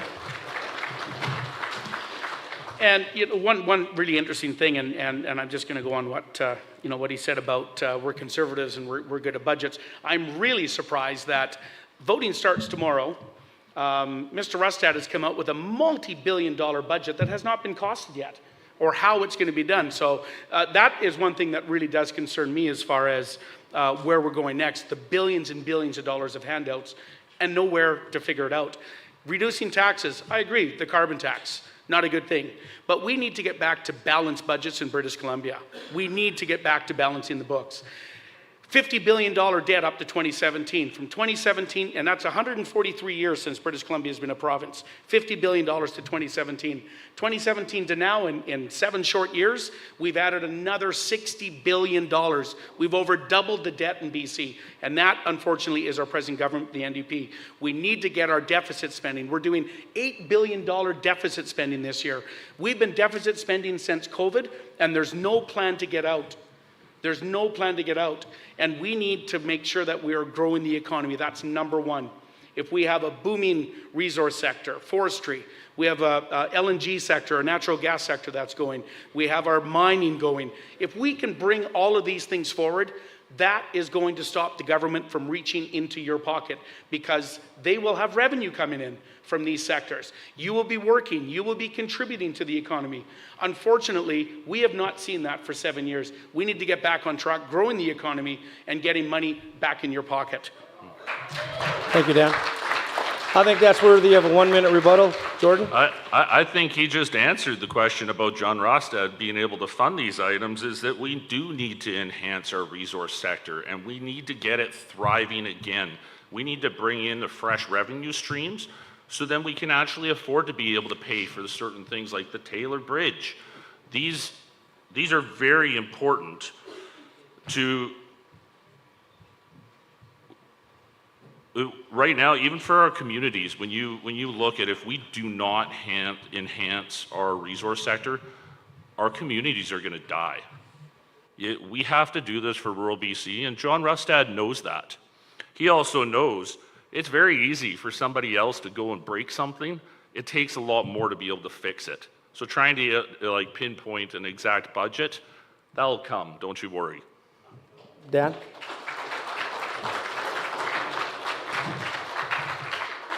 Well, you know, again, I just go back to, you know, we need to grow the economy. We had a robust economy prior to the NDP here. Great plans for, you know, the LNG facilities. And I think there is positive things coming in our future. We've got LNG Canada that's come online with an expansion already. You know, the Haisla, we're talking about the Haisla and the success that they have on Cedar LNG that's been approved. Just north of Prince Rupert, we have the Kitsalem LNG facility that's been approved. Wood fiber. These are good things for the economy. These are good paying jobs for British Columbians.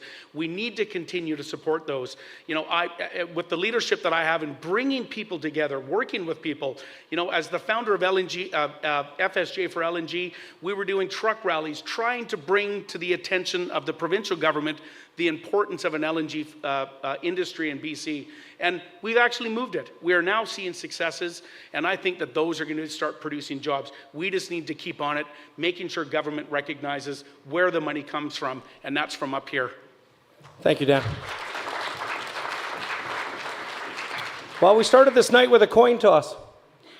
And who went first in the introductions also goes first in the closing statements. Jordan, that's you. So the concluding question, and this was sent by one of our local residents. How would electing you to ensure the needs of our riding are met, and what qualifies you to best to be able to deliver, particularly if there is a minority government? Jordan, you're first. And do you want me to repeat that? Or are you okay? I'm doing good. Okay. Thanks. You bet. So in a scenario where it's a minority government, well, I really wish that isn't the case, because right now in this scenario that we're currently experiencing, our way of life cannot sustain this. And I cannot reiterate that more, that we need a change. And the Conservative Party of BC can make that change happen. I will advocate on every level possible. I've done that at a local level. As the Area B director, we communicate on a regular basis with other communities and municipalities, and then we have a working relationship with the provincial government on top of that. I've been able to participate and explore that scenario. It's been a learning curve as I got into it, and it's only been about 2 years. I believe that I can adapt to provincial politics in a similar manner, no matter what's thrown at me. And I believe that I can approach that in a way that best represents my constituents. Thank you. Thank you very much, Jordan. Dan? Yeah, I've stated a number of reasons why independence is power right now. And again, a lot of that's been the enhancement and the change within the provincial legislature in how things are done. I have a proven track record over the last 7 years. Have we got everything we need? Absolutely not. Nor has any government. You know, we're one riding of 93 in this next election. One riding. The biggest thing here is making sure that you have a representative that understands the issues that pertain to us here in the North. I have that experience. I have worked in industry. I've been in government. I have relationships with people across this entire region, which I'm very proud of. And those are really important when it comes to representing this region. Now, the other important part is 85% of the work is actually as a constituent MLA. It's working with individuals. It's working with individuals, getting them to navigate through the system. It's representing nonprofit groups. It's meeting with industry up here and talking about this, you know, how can we do better in the North? It's meeting with First Nations. It's meeting with cultural groups. It's participating in the community. That is the majority of what an MLA does.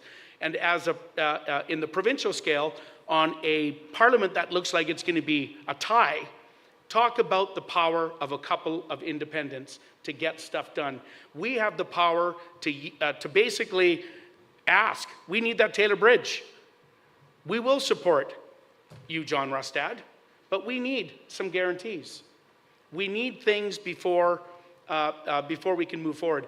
And the one commitment that I absolutely have, I will not do anything after the October 19th election unless it is in the benefit of Peace River North.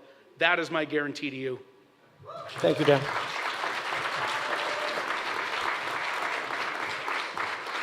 So it's 9:22.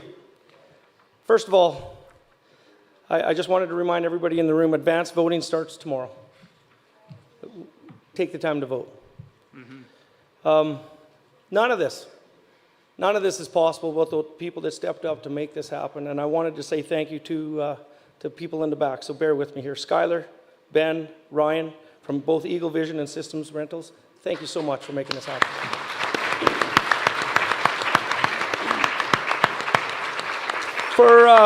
For promoting this event, and once again, making sure that the community is aware of what we're going on. Adam at Moose FM, thank you very much, Adam. And don't get me wrong, I just met her here a couple days ago, but I don't mind the stare and the glare. Colleen from Frontier Law, thank you very much for keeping me in line. And Brian, where's Brian? From the Lido Theater. I got to admit, Brian came to us just about a month ago in conversation about how we can make this happen. And as far as the Petroleum Association here in Fort St. John stepping up to make this happen, Brian, thank you for asking for us to do this. We're super proud to be here and be part of this community. On behalf of the Fort St. John Petroleum Association, we're super happy this happened. This conversation and this opportunity for both Dan and Jordan to speak, and the questions that came from the crowd, thank you very much. Thank you for coming.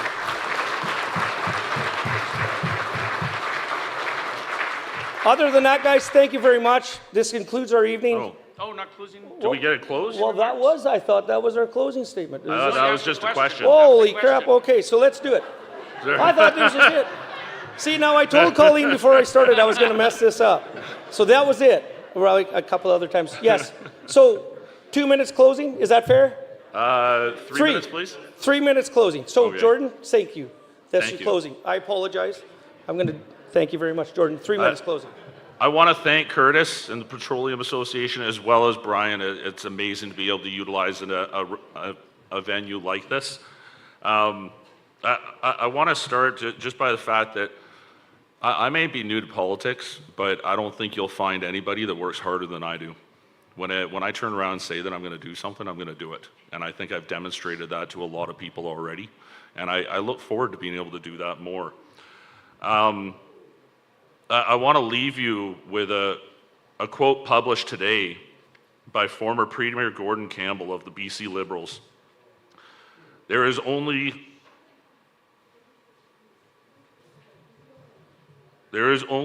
one choice if you are looking for change, the BC Conservatives.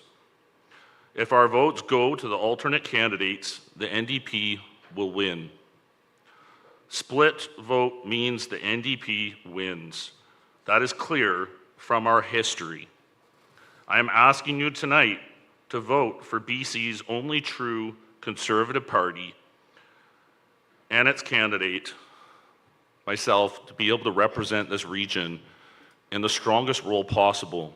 And I would love it if I could put my name forward to be able to be the Ag Minister or Forestry Minister.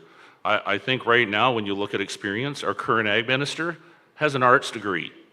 I would love it if I could escort her out of the office and bring some experience to government. Thank you. Thank you, Jordan.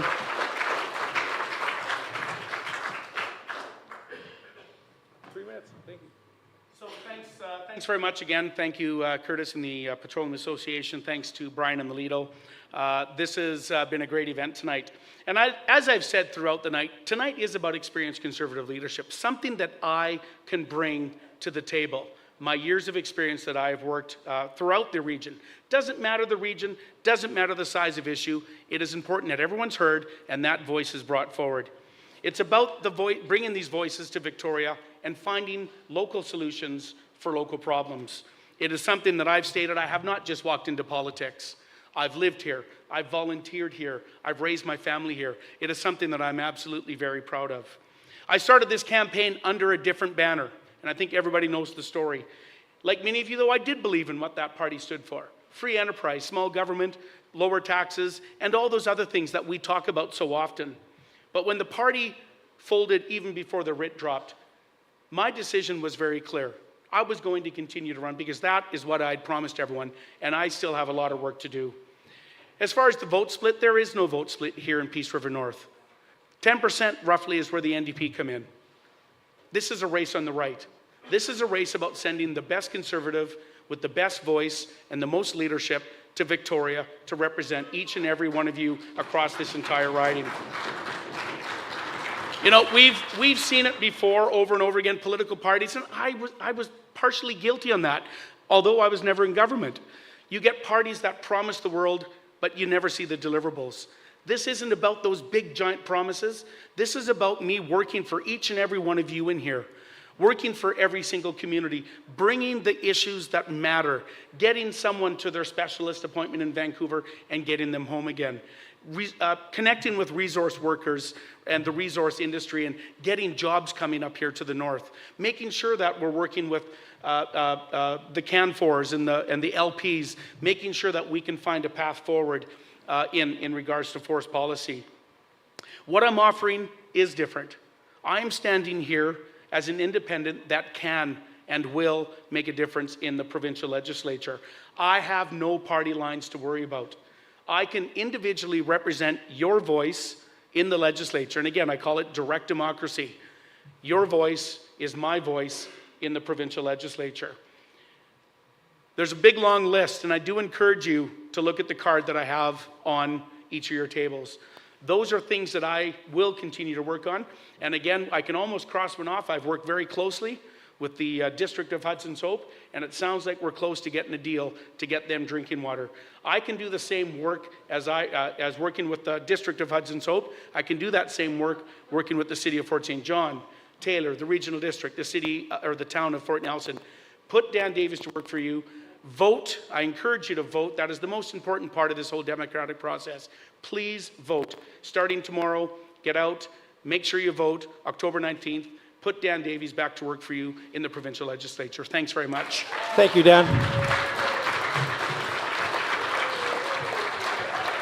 So, Dan, Jordan, and everybody here, I really appreciate your patience. We talked about structure and organize, and this wouldn't happen without you guys showing up tonight. So thank you so much once again. Yeah. Let's vote tomorrow. Let's get started. Thank you for coming. Have a safe trip home tonight, and have a great night. Thank you. You bet. Thank you. Holy cow. That was good. Oh, I was so nervous. This is a much bigger group than the 50 in Fort Nelson. Yeah. Holy smokes. That was good. Well done. Well done. Yeah.